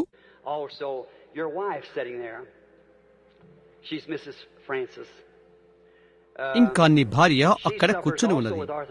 ఆమె శ్రీమతి ఫ్రాన్సిస్. ఆమె కూడా కీళ్ల నొప్పితో బాధపడుతున్నది. ఆమె తన కళ్ళలో జబ్బు కలిగి ఉన్నది. ఆమె చెవులలో జబ్బు ఉన్నది. అది వాస్తవమేనా? అది నిజం. ఆమెకు ప్రక్కగా కూర్చున్న స్త్రీ, ఆమెకు ప్రక్కనే ఆమె ఒక విధమైన నరముల జబ్బు వలన బాధపడుతున్నది. అవును, లోపట ఒక బాధ ఉన్నది. అది క్లోమము జబ్బు. ఆమెకు క్లోమము జబ్బున్నది. ఆమె కూడా కన్సాస్ సిటీ నుండి వచ్చినది. శ్రీమతి గ్రెగ్. అవునది నిజం. ప్రజలారా, నేను మీకు సంపూర్తిగా పరాయవానైతే ఆ విధముగా మీ చేతులు పైకెత్తండి. నా అర్థం, అక్కడ పిలువబడిన మీరు మీ చేతులు పైకెత్తండి. నేను అపరిచితునట్లయితే అప్పుడు పిలువబడిన మీరు చేతులు పైకెత్తండి. అదేంటి? మానవ శరీరం ద్వారా ఎవరైతే దిగివచ్చినో, వచ్చి మాంసం భుజించి పాలు త్రాగినో అదే దేవుడు. యేసు చెప్పాడు, లేదా అబ్రహాము చెప్పాడు, ఆయన ఎలోహిము అని. దేవుడు శరీరధారి ఆయను. యేసు చెప్పాడు, ఆ దినమున ఉన్నదిగా ఆ యెహోవా తిరిగి మనిషి కుమారుడు ప్రవచన రూపమున ఆయన ఉన్నట్లుగా కడవరి దినాలలో మరలి వచ్చును. మీ శరీరములు మార్పు చెందుటకు కొంచెం ముందు. చూశారా? ఆ శరీరమందు శారా బిడ్డను పొందుకోలేకపోయినది ఆమెకు. అవునా? అబ్రహాము తన శరీరంలోనూ లేకపోయిను. అతని శరీరం మార్చబడవలసి వచ్చెను కుమారుని స్వీకరించుటకు. ఆ విధముగానే మనము కూడా వాక్యమును తీసుకో. ఆయన కుమారుడు. అది వాక్యము. అది మీరు నమ్ముతున్నారా? మీ తలలో ఒక క్షణము వంచుకునండి. నిండారుగా మీ హృదయపూర్తిగా ఈ వాగ్దానాలు చేయుటకు దేవుడు యోగ్యుడు. ఆయన వాక్యము సత్యమని మీరు నమ్ముతున్నారా? ఈ సాక్షులు అబద్ధ సాక్షులని మీరు అది నమ్ముతున్నారా? ఆరంభం నుండి అది నమ్ముటకు వారికి విశ్వాసము లేదు. మీరే తీర్పు చేయువారు, మీరే పంచాయతీ చేయువారు. ప్రతి ఒక్క పంచాయతీదారుడు తన మనస్సులో నిశ్చయించుకోవలసి ఉన్నది. న్యాయ తీర్పరి న్యాయ సభలో వారి తీర్పును ప్రవేశపెట్టవలసి ఉన్నది. మార్కు 16 యొక్క దేవుని వాక్యము సత్యమై ఉన్నదని మీ మనసులో తీర్మానించుకున్నారా? మీరు అలాగినట్లయితే మీ చేయి పైకెత్తండి. నేను తెరపైకి సాక్షులను తీసుకొచ్చాను. కడవరి దినాల్లో అదే విధముగా ఇది వచ్చినది. దేవుని యొక్క వాక్యము సత్యమని రుజువు చేసినది. ఈ కడవరి దినాల్లో దేవుని వాక్యం రుజువు చేసినది. నేను ఇక్కడే ఉన్నాను, మీరు ఇక్కడే ఉన్నారు. మీ ఎదుట, మీ ఒక్కొక్కరి ఎదుట మిగతా వాటిని రుజువు చేయుటకు మీలో ఒక్కొక్కరు ఒకరి వెంబడి ఒకరు అలాగు పిలువబడదరు. మీరు నమ్మితే వీరిని అడుగు, ఎక్కడ పరిశుద్ధాత్మ పిలిచునో వారితో మాట్లాడు. సహోదరు బ్రహ్యాం, ఇప్పుడు నీవు ఏమి చేయుచున్నావు? దానిని తప్పించుకోవటానికి ప్రయత్నించుట. భవనములో ప్రతి చోట అది జరుగుతున్నది. అది కాంతులిచ్చుట నీవు చూచెదవు. గమనిస్తున్నారా? దాంతో అది మీరు నమ్మునట్లుగా చేయుటకు నేను ప్రయత్నిస్తున్నాను. దేవుని యందు విశ్వాసముంచుడి. ఇది వ్రాయటానికి ఆయన యోగ్యుడవుతాడు. ఆయనే నిర్ధారణ చేశాడు. ఇది సత్యమైన ఆయన నిరూపించాడు. 30 సంవత్సరాల క్రితము ఆయనే అది ప్రవచించి ఈ దినమును దాన్ని రుజువుపరిచాడు. 2000 సంవత్సరాల క్రితము ఆయన దాన్ని చెప్పి ఈ దినమును దాన్ని రుజువు చేశాడు. ఆయన వాక్యమే సత్యము. దేవుని యొక్క ప్రతి మాట ఆత్మ ప్రేరితము. అందులో ఉన్నదంతా సత్యము. మరియు మార్కు 16 చెప్తున్నది, వారు రోగుల మీద చేతులుంచినప్పుడు వారు స్వస్థత నొందుదురు అని. పంచాయతీ సభ ఈ మధ్యాహ్నము ఈ న్యాయ సభలో మీ యొక్క న్యాయ తీర్పు ఏంటి? యేసుక్రీస్తు నిన్న నేడు యుగ యుగములు ఒక్కటే రీతిగా ఉన్నాడా? మీ చేయి పైకెత్తండి. మార్కు 16 సత్యమని, వారు రోగుల మీద చేతులుంచినప్పుడు వారు స్వస్థత నొందుదురు అను యేసుక్రీస్తు వాక్యము సత్యమని మీరు నిజంగా ఒప్పించబడ్డారా? మీ చేతులు పైకెత్తండి. అలాగైతే సతనా, నీవు వెళ్లిపోవలసి ఉన్నది. అవిశ్వాసి గారు, ఇక మాతో నీకెటువంటి సంబంధం లేదు. అనుమానితుడి గారు లేక అసహనపరుడు గారు, అది ఎంతకాలం తీసుకున్నా నాకు లెక్కలేదు, అది జరుగుతుంది. నన్ను విశ్వాసిగా నీవు పిలుచుచున్నావా? నీవు అలాగైతే నీ చేయి పైకెత్తు. నేను విశ్వాసిని. నేను నీ కొరకు ప్రార్థన చేయబోతున్నాను. నీ మీద చేతులు పెట్టబోతున్నాను. ఇక్కడ ఉన్న మీ సంఘ కాపరులు విశ్వాసులని మీరు నమ్ముచున్నారా? మీ చేతులు పైకెత్తండి. నమ్ముచున్న సేవకులు ఎంతమంది ఎక్కడ ఉన్నారు? మీ చేతులు పైకెత్తండి. నమ్ముచున్న సేవకులను 1 నిమిషంలో ఇక్కడికి రమ్మని నేను అడగబోచున్నాను. కాపరి, అది సరేనా? సంపూర్ణము. ఈ భవనములో ఉన్న ప్రతి ఒక్క సేవకుని అనగా విశ్వసించు వారిని ఇక్కడికి వచ్చి నాతో నిలబడమని ఓ క్షణము నేను కోరుచున్నాను.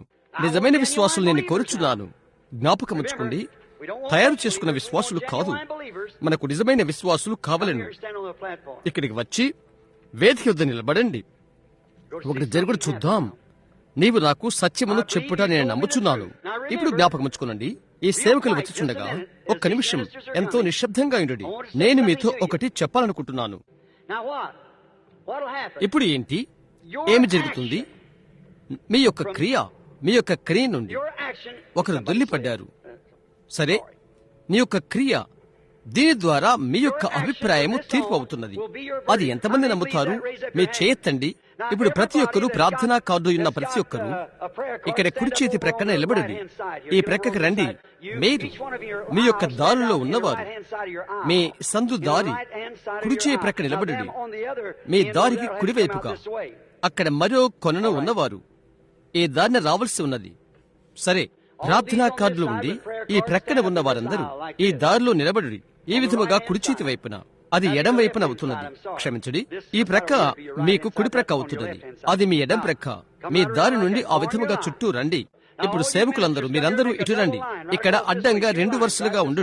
ఈ దారిన 2 వరుసలు ఇక్కడే, ఇక్కడే. మీలో ఎంతమంది నమ్మారు? మార్కు 16 సత్యమని నేను నిశ్చయముగా నమ్ముతున్నానని, నా చేయి మరలా దేవునికి నేను చూయించాలని ఆశపడుతున్నాను అని చెప్తూ మీ చేయి పైకెత్తండి.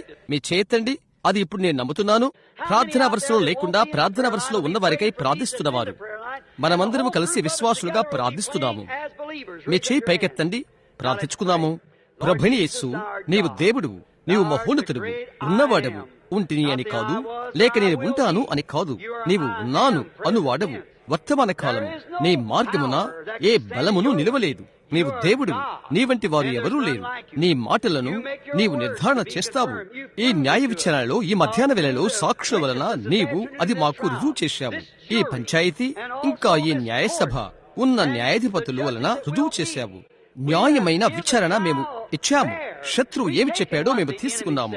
అభియోగం చేసిన వకీలు చెప్పినది మేము తీసుకున్నాము. అతని సాక్షులు చెప్పింది మేము తీసుకున్నాము. ప్రతివాది సాక్షి యొక్క సాక్షులతో మేమది వెనుకకు తెచ్చాము. ఈ వివరణ ఇచ్చుటకు దేవుడు తగినవాడని ఆయన రుజువు చేశాడు. ఇలాగనగా ఆయన విశ్వాసికి సఫలము చేయును, అవిశ్వాసి ఉత్పన్నము చేయు విశ్వాసుల కంటే ఎంతో మంది విశ్వాసుల ద్వారా నెరవేర్చును. అది నిజమని మాకు తెలుసు. అది నిజమని, దేవుని వాక్యమని, సత్యమని ప్రజలు దాన్ని తీర్చినట్లయితే అప్పుడే అది పెట్టబడుతుంది. ప్రభువా, అనుగ్రహము చూపుము. ఇక్కడ వరుసలో వెళ్తున్న ప్రతి ఒక్కరు తండ్రి, ఇక్కడ ప్రజలు నిలబడి ఉన్నారు. నేను వెళ్లిపోయిన తర్వాత సహోదరు బ్రహ్యాం వారి మీద చేతులు పెట్టాడు అని చెప్పవచ్చును. అయితే ఇతరులు చేతులుచ్చినప్పుడు ఎంత హక్కున్నదో అంత హక్కు ఈ కాపర్లకున్నది. అది ప్రజలు తెలుసుకోవాలని నేను కోరుతున్నాను. ఒక ప్రత్యేకమైన సమయంలో వచ్చే సువార్తికుడు వచ్చే వరకు వారు ఎదురుచున్న అవసరం లేదు. అయితే వారిపైన చేతులుంచుటకు వారి యొక్క స్వంత కాపరికి హక్కున్నది. దేవా, ఈ దినాన ఈ వరుసలో దాటుచున్న ప్రతి వ్యక్తికి అది దయచేయము, అనగా పిలువబడి రోగుల మీద చేతులుంచుటకు దేవుళ్ళు మనం అభిషేకించబడిన వారికి దయచేయము. మాకు ఇటువంటి పరిశుద్ధమైన హస్తాలు లేవని మాకు తెలుసును. అయితే మేము మా వైపు చూచుట్లేదు. ఇప్పుడు ఎవరైతే దేవుని సింహాసనం ఎదుట మమ్మల్ని శుద్ధి చేసి రక్తము కాచుచున్నాడో ఆయన ఆజ్ఞను మేము గైకొనటానికి నిన్న నేడు యుగయుగం ఒక్కటి రీతికుని యేసుక్రీస్తు మా అర్పణ వైపు చూచుచున్నాము. ప్రభువా, అనుగ్రహము చూపుము. ఇక్కడి నుండి దాటిపోవచ్చున్న ప్రతి పురుషుడు, ప్రతి స్త్రీ, ప్రతి బాలుడు, ప్రతి బాలిక ఆనందిస్తూ ఈ వేదికను దాటి వెలుదురు కాక, మామూలుగా ఉండి ఆరోగ్యక్షేమాలతో ఉన్నట్లుగా వెలుదురు కాక, అది అనుగ్రహము చూపము. ఈ యొక్క న్యాయసభ తీర్పు ఆయన యోగ్యుడు అని వారు చెప్పుచున్నది. వారిప్పుడు ఇచ్చుచున్న న్యాయ తీర్పు ఇక నుండి వారి క్రియయును కాక, దేవా మాకు దయచేయము. యేసుక్రీస్తు నామములో ఆమేన్. సోదరు రాయ్ బోర్డర్స్ లేక ఒక పాటల నాయకుడు, ఒక క్షణము నీవిక్కడికి వచ్చి నడిపించవచ్చును. మీ కన్నులు మూసుకొని ఉండుడి. మీ వరుస వస్తున్నప్పుడు వరుసలో ఉండండి. ఇక్కడికి రండి. ఇక్కడున్న ప్రతి మనుష్యుడు మనం ప్రార్థించాం. వారిని నేనెందుకు ఇక్కడ ఉంచాననగా, ఇందుకే ఇక్కడున్న మీరు ఈ దారిని వచ్చి ఇక్కడున్న వీరితో సరిగా ఉండండి. వారు బయటికి వచ్చుచుండగా, అవును సరే, వారు వెళ్లే వరకు వేచిడుడి. ఈ వరుస వచ్చే వరకు వేచిడుడి. అమ్మా, నీవు ఇక్కడే సహోదరుడా, ఇక్కడే వేచియుండు, అక్కడే వేచియుండు. అవును, ద్వారపాలకులు అక్కడ కొందరు వారికి సహాయం చేయండి. చూశారా ఈ వరుసలో వచ్చుటకు, ఈ వరుసలో బయటికి వచ్చుటకు అది చేయవలసి ఉన్నది. వారిని ఈ వరుస వారి వెంట వెళుతూ కేవలం ఇక్కడికి మీరు ఊహిస్తూ అనుకుంటూ మీరు వచ్చుతున్నట్లయితే వరుసలో బయట ఉండండి. మీరు బహుశా పాడు చేయవచ్చు. అయితే మీరు నమ్ముచూ ఇక్కడికి వచ్చినట్లయితే మీలో నుండి ఏదీ తీసుకోలేదు. దీని నుండి ఇది పరిష్కార సమయం అని ఎంతమందికి తెలుసును? వరుసలో ఉన్న మీరు ఇదే నేనది నమ్ముతున్నాను. ఇది నాకు ఎటువంటి ఫిర్యాదు లేదు. అది ఇక్కడే ముగిసిపోయినది. నేను దేవుని వాక్యంను అంగీకరించుచున్నాను అని చెప్పండి. మీరు అలా కన్నట్లయితే వరుసలోకి రావద్దు. ఇప్పుడు మీరు మీ నిండు హృదయంతో నమ్ముతున్నారా? రండి. వాక్యము ద్వారా దేవుడు ఆయన బయలుపరుచుకున్నాడు. సాక్షి ద్వారా, న్యాయ విచారణ ద్వారా, నిన్న నేడు యుగయుగం ఒక్కటి రీతిగా ఉన్నాడనుట ద్వారా దేవుడు రుజువు చేసుకున్నాడు. రోగుల మీద చేతులుంచుడు కాక ఇక ఏది విడవబడలేదు. వారు స్వస్థత నొందుదురు. ఇక్కడే మీ కాపరులున్నారు. వారి విశ్వాసాన్ని మీకు తెలుసు. వారు మీ కాపరులై ఉన్నారు. ఓరల్ రాబర్ట్స్ అని మరొకరని, ఇది చేయటానికి అతను మాత్రమే నియమించబడినని, అలాంటి వాడను నేనని మీరు అభిప్రాయం కలిగినట్టుకు నేను ఇష్టపడను. ప్రతి సేవకుడు చేయుటకు నియమించబడ్డాడు. ప్రతి విశ్వాసి, అతడు సేవకుడైనా లేక కాకపోయినా, అది చేయుటకు ఏర్పరచబడ్డాడు. నమ్మిన ప్రతి వ్యక్తి రోగులపై చేతులుంచుటకు హక్కు కలిగి ఉన్నాడు. వారు స్వస్థత నొందుదురు. మీ యొక్క కాపరి లేక ఇంకొకరు వివేచన వరమును తీసుకొందరు అని నేను చెప్పట్లేదు. అది వారు చేయకూడదు. అది వారి పిలుపు కాదు. అది చేయుటకు అది వారి పిలుపు కాదు. ఒక కాలములో అది ఒకరిది. అయితే నీ ఒక విశ్వాసిగా పిలువబడుట మనం కనుగొంటున్నాము. వారి వల్ల ఈ సూచికలు కనబడును. అది ఏ వ్యక్తిని చూయించట్లేదు. నమ్మిన వారు నీ హృదయములో నీవు అది నమ్మితివి. సోదరు రాయ్, నమ్మిక మాత్రం ఉంచుము. పాఠాన్ని నీవు నడిపించుము. ప్రతి వారు ప్రార్థనలో ఉండుడి. సేవకులు వారు వెళ్ళుచు వారిపైన చేతులు పెట్టండి. సంఘ ప్రజలు, స్నేహితులు, మీరు వెళ్చున్నప్పుడు మీ మనస్సులో ఒక్క అనుమానం ఉంచుకోవద్దు. అలాగూ వరుసలో నుండి వెళ్ళుడి. బయటికి వెళ్లిపోతూ అది పరిష్కారం అయిపోయినది అని చెప్పుడి. ఇప్పుడు జ్ఞాపకం ఉంచుకోండి, ఈ దావాలో మీరే న్యాయసభలోని పంచాయతీ వారు. మీ యొక్క అభిప్రాయం కొరకై మీ చేతులు పైకెత్తారు. అర్థం చేసుకున్న వారంతా ఆమేన్ అని చెప్పండి. మీ న్యాయసమ్మతమైన అభిప్రాయాన్ని మీ యొద్దనే మీరుంచుకుని ఉన్నారు. ఇక నుండి మీరు చేయునది, మీరు సత్యం చెప్పెదరా లేదా అనున్నది మీరు రుజువు చేస్తారు. ఇక నుండి మీరేమి చేయదురో మీ తీర్పు కొనసాగిస్తుంది. అది అదే అవుతున్నది. మీరు తీర్పరి, సభ, సమ్మతి, పంచాయతీ అవుతారు. మీరు నిజముగా నమ్మినట్లయితే అది జరగవలసి ఉంటున్నది. మీరు తయారు చేసుకున్న వారైతే అది జరగదు. కారణం, అది వాక్యము ద్వారాను, దేవుని సన్నిధానము ద్వారాను, ఉన్న ప్రతి దాని ద్వారాను అది రుజువవుతున్నది. చేయవలసింది ఏదైనా విడిచిపెట్టబడినదా? ఈ మధ్యాహ్నం ఆయన ఇక్కడికి వచ్చినట్లయితే ఆయన నిన్ను స్వస్థపరచునా? లేదు, ఆయన ఎప్పుడూ అది చేశాడు. చూశారా? ఇప్పుడు చేటుకు ఏది మిగిలి ఉండలేదు. వాక్య వలన తనకు తానుగా ఆయన రుజువుపరుచుకున్నాడు. ప్రతిదీ రుజువు చేసుకున్నాడు. నీవు చేయవలసింది ఒకటి నీ మనసులో తీర్మానించుకున్నావు. విచారణను నీవు విన్నావు. నీవు న్యాయ అభిప్రాయం వెలిపుచ్చావు. ఇప్పుడు వచ్చి నీ తీర్పును చూయించు. ఆమేన్. దేవుడు నిన్ను దీవించును. మంచిది సహోదరులారా, ప్రార్థనలో ఉండుడి. ఇప్పుడు ప్రతి ఒక్క ద్వారపాలకుడు ప్రతి వారు వచ్చుటకు అనుమతించుడి. కొంచెం ముందుగా జరిగి నిలబడండి. ప్రతి ఒక్కరు బిడ్డను ముట్టుడి. ప్రతి ఒక్కరిని తాకుడి. విశ్వాసముతో ప్రతి పురుషుడు వారిని తాకండి. మీ కళ్ళు మూసుకునండి.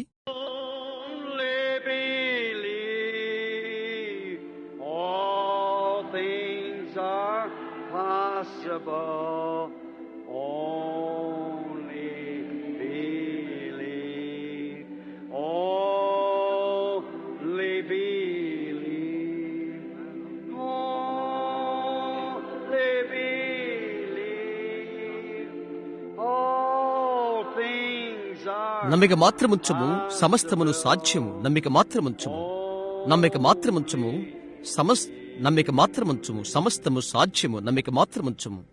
ఇప్పుడు ఈ విధంగా పాడగలరా? ఇప్పుడు నేను నమ్ముచున్నాను. ఇప్పుడే నేను నమ్ముచున్నాను. నీవలాగైతే నీ చేయి పైకెత్తు. నేను నిజంగా నమ్మితిని అని చెప్పు. నమ్మిన వారి వలన ఈ సూచికలు జరుగును. Possible. Now I believe. Oh, now I believe. Now I believe. సమస్తము సాధ్యము. ఇప్పుడు నేను నమ్ముచున్నాను. ఓ, ఇప్పుడు నేను నమ్ముచున్నాను. ఇప్పుడు నేను నమ్ముచున్నాను. సమస్తము సాధ్యము. ఇప్పుడు నేను నమ్ముచున్నాను. కొంచెం కాలం క్రితమే, సుమారు 15 సంవత్సరాల క్రితము, ఒక బాలుడు నల్ల అంటు రోగపు అంగుడు వాపుతో చనిపోతుండగా ఒక రాత్రి ఆసుపత్రికి పిలవటము నాకు జ్ఞాపకమున్నది. అతనిలో గుండె పాడైపోయినది. బిడ్డ దగ్గరికి వచ్చి నేను ప్రార్థన చేయడం కొరకై తండ్రి కూటానికి వచ్చుచుండేవాడు. ఆ అబ్బాయి సుమారు 15-16 సంవత్సరాల వయస్కుడు. నేను ఎంతో పనుల భారంతో ఉన్నాను. నేనది చేయలేకపోయాను. చివరకు నీవు అది ఒకరి యొద్దకు తీసుకుని వెళ్తే తర్వాత మరి ఒకరి వద్దకు, అవునా? కనుక తండ్రి అలాగే చేస్తూ ఉండేది. ఆ సమయం వరకు చివరకు కూటము అయిన తర్వాత నేను ఆసుపత్రికి వెళ్ళాను. సరే, వైద్యుడు చెప్పాడు నేను లోపలకు వెళ్ళకూడదని. అతను చెప్పాడు, అబ్బాయికి అంటురోగపు, ఆ బాలునికి అంటురోగపు అంగుడు వాపు ఉన్నది కాబట్టి నువ్వు వెళ్ళకూడదు. నీవు వివాహితుడువు, నీవు లోపలికి వెళ్ళకూడదు. ఆ క్రిమి సోకుతుంది. నేను అతను అడిగాను, దయచేసి నన్ను లోపలికి వెళ్ళని అని. అతడు కథోలిక్ వాడు. నేను అడిగాను, నీవు క్రైస్తుడువా? నేను కథోలిక్కును అని చెప్పాడు. నేను అడిగాను, ఒక గురువు పూజారి ఇక్కడ నిలబడి ఉండి బాలునికి సంఘం యొక్క ఆఖరి ఆచార్య కర్మలు తెచ్చుట కొరకై ప్రయత్నం చేస్తే నీవది అంగీకరించవా? అతడు చెప్పాడు, అది వేరే విషయం. అది గురువు, నీవు వివాహితుడువు. నేను అన్ని బాధ్యతలు స్వీకరిస్తానని నేను కాగితం పైన సంతకం చేస్తే అని నేను అడిగాను. నేనది చేయలేనండి అని అతడు చెప్పాడు. దయచేసి అని అడిగాను. మీకు గురువు ఎలాగో నేను అంతే వారికి అని చెప్పాను. చివరికి ఈ విధంగా నన్ను వస్త్రధారణగా చేశాడు. కు క్లక్స్ క్లాన్ నిండుగా తెల్లని వస్త్రం ధరింప చేశాడు. నన్ను లోపలికి తీసుకుని వెళ్లారు. నేను ఆ బాలు ఎదుకు వెళ్ళాను. 2-3 రోజుల నుండి అతడు స్పృహ లేకుండా ఉన్నాడు. అతని గుండె చాలా నిదానంగా కొట్టుకుంటుంది. శ్వాస సంగతి నేను మర్చిపోయాను. చాలా కొద్దిగా అరుదుగా రక్త ప్రసరణ. గుండె కొట్టుకుంటూ ఉన్నది. వృద్ధులైన తల్లి తండ్రి నిలబడి ఉన్నారు. నేను మోకరించాను. చిన్న ప్రార్థన. అతని పైన చేతులు పెట్టి ప్రభుని యేసు అని చెప్పాను. ఈ లేఖనాన్ని నేను వినియోగించాను. నీవు చెప్పావు, నమ్మిన వారి వలన ఈ సూచికలు కనబడును. ఇక్కడ తల్లి తండ్రి ఉన్నారు. వారు నమ్మినట్లుగా ఆ బాలుపై చేతులు పెట్టమని వారు నన్ను పట్టుదలతో బలవంతము చేయుచున్నట్లుగా కాదు. ఇంకా ప్రభువా, పరిహాసం కోసము కాదు నేను ఇక్కడికి వచ్చినది. ఏది బోధింపబడినదో అది సత్యమని నేను నమ్ముతున్నాను. నేను చెప్పాను, నేను ఈ బాలుని దీవించుచున్నాను. యేసుక్రీస్తు నామములో అతడు బ్రతుకును కాక. నేను లేచినప్పటికీ వృద్ధులైన తండ్రి తల్లి ఒకరినొకరు కౌగిలించుకుని, తల్లి అది ఆశ్చర్యం కాదా, అది ఆశ్చర్యం కాదా అని చెప్తున్నారు. ఆ బిడ్డ రవంతైనా మార్పు లేదు. అలాగే అక్కడ పండుకున్నాడు. నేను వారి వైపు చూశాను. ఒక చిన్న నర్స్ అక్కడే నిలబడి ఉన్నది. ఒక ప్రత్యేకమైన నర్స్. ఆమె పట్టభద్రురాలు. ఆమె అక్కడ ఉండి బాలుని గమనిస్తుంది. తల్లితో ఆమె అన్నది, మీ అబ్బాయి చచ్చిపోతున్నాడని ఎరిగి మీరేలా అలాగూ ప్రవర్తిస్తారు? పెద్దవాడైన తండ్రిని నేను గమనిస్తున్నాను. అలాగున్నాడు. 58-60 వయస్కుడు. ఆ భుజాలపైన తన చేతులు పెట్టాడు. ఒక పెద్ద తండ్రి పెట్టినట్లుగా అన్నాడు. బిడ్డా, అతను అన్నాడు, ఆ బాలుడు చనిపోవట్లేదు. అతను చెప్పాడు, అన్నదామే, అయ్యగారు ఇదేంటో నాకు తెలియదు. ఒక రకమైన గుండె సంబంధమైన ధ్వని కొలిచే సాధనమా మరేదో ఒకటి. ఈ వ్యాధి వలన అతని శ్వాస చాలా బలహీనమై పడిపోయినది. అది చరిత్రలో ఎరుగుబడలేదు. ఆ స్థితికి అది ఎప్పుడైనా వచ్చినట్లయితే అది మరలా తిరిగి వచ్చుటికే. ఆ పెద్దవాడైన ఆ పురుషుడు కళ్ళు నిలుపుకుని ఆమె వైపు చూశాడు. నేనిది ఎన్నడూ మర్చిపోలేను. అతడన్నాడు, బిడ్డా, నీవు పటం వైపు చూచుచున్నావు. అది చూచుడికే నీవు తర్బీతు పొందావు. దేవుడు చేసిన వాగ్దాన వైపు నేను చూస్తున్నాను. వారు రోగుల మీద చేతులుచ్చినప్పుడు వారు స్వస్థత నొందుదురు. ఆ బాలుడు పెళ్లి చేసుకుని 3 బిడ్డల్ని కలిగి ఆఫ్రికాలో మిషనరీగా ఉన్నాడు. నీవు చూచే దాని మీద అది ఆధారపడి ఉంటున్నది. కొందరు ఇక్కడ ఉండి ఉండవచ్చును, ప్రార్థనాకారులు లేనివారు. అక్కడున్న కుమారుని అడిగాను, నానా, ఎందరో వెనుక ఉన్నారంటూ సందేహం లేదు. ప్రార్థనాకారులు లేనివారు. అలాగైతే ఎంతమంది విశ్వాసులు ఇక్కడ ఉన్నారు? మీ చేతులెత్తండి. మేము పాడుచుండగా మీరిది చేయగలరా? ఇప్పుడు నమ్మిక మాత్రం ఉంచుము. దేవుడు మీడెల మంచివాడు. మీడెల కాదా? అది విశ్వాసి అయినంత వరకు అది ఏ హస్తమైనా పర్వాలేదు. గమనిస్తున్నారా? మీరు ఒకరిపై ఒకరు చేతులు చూతారా? ఈ పాట కలిసి పాడుదాం. ఇప్పుడు నేను నమ్ముతున్నాను. నేను నిన్ను కలయ వరకు దేవుడు నీతో ఉండును. ఇప్పుడు నేను నమ్ముతున్నాను. అలాగే నీకు దగ్గరగా ఉన్న ఒకరిపై నీ చేయి పెట్టుము.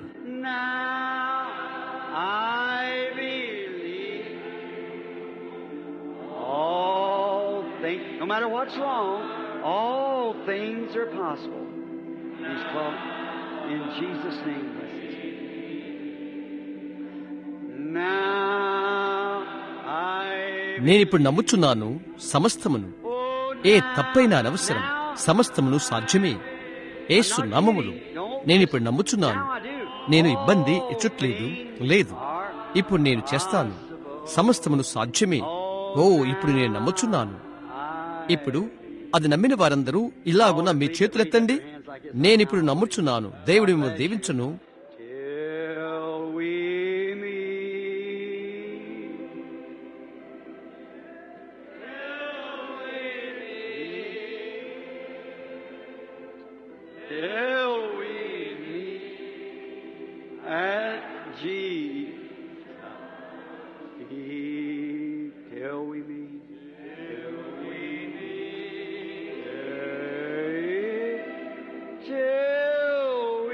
మనము కలయ వరకు యేసు పాదముల యొద్ద మనము కలయ వరకు మనము తిరిగి కలయ వరకు దేవుడు మీతో ఉండుకాక. ఇప్పుడు మనం తల్లవంచుకుందాము. నిజంగా దేవుడు మీతో ఉండునుకాక. చంపెడు మరణపు భయభీతుల అలలు మీ ముందున్న విజయము నుండి విజయమునకు మేము తీసుకుని వెళ్ళును. ఎక్కడైతే ఇక రోగుల కొరకై ప్రార్థన చేయమో అక్కడకు ఒక దినమున మన దేహములు మార్చబడి ఆయన స్వంత మహిమగల శరీరం వలె అగ్గును. అప్పటి వరకు మనము కలయ వరకు దేవుడు మీకు తోడైనును కాక.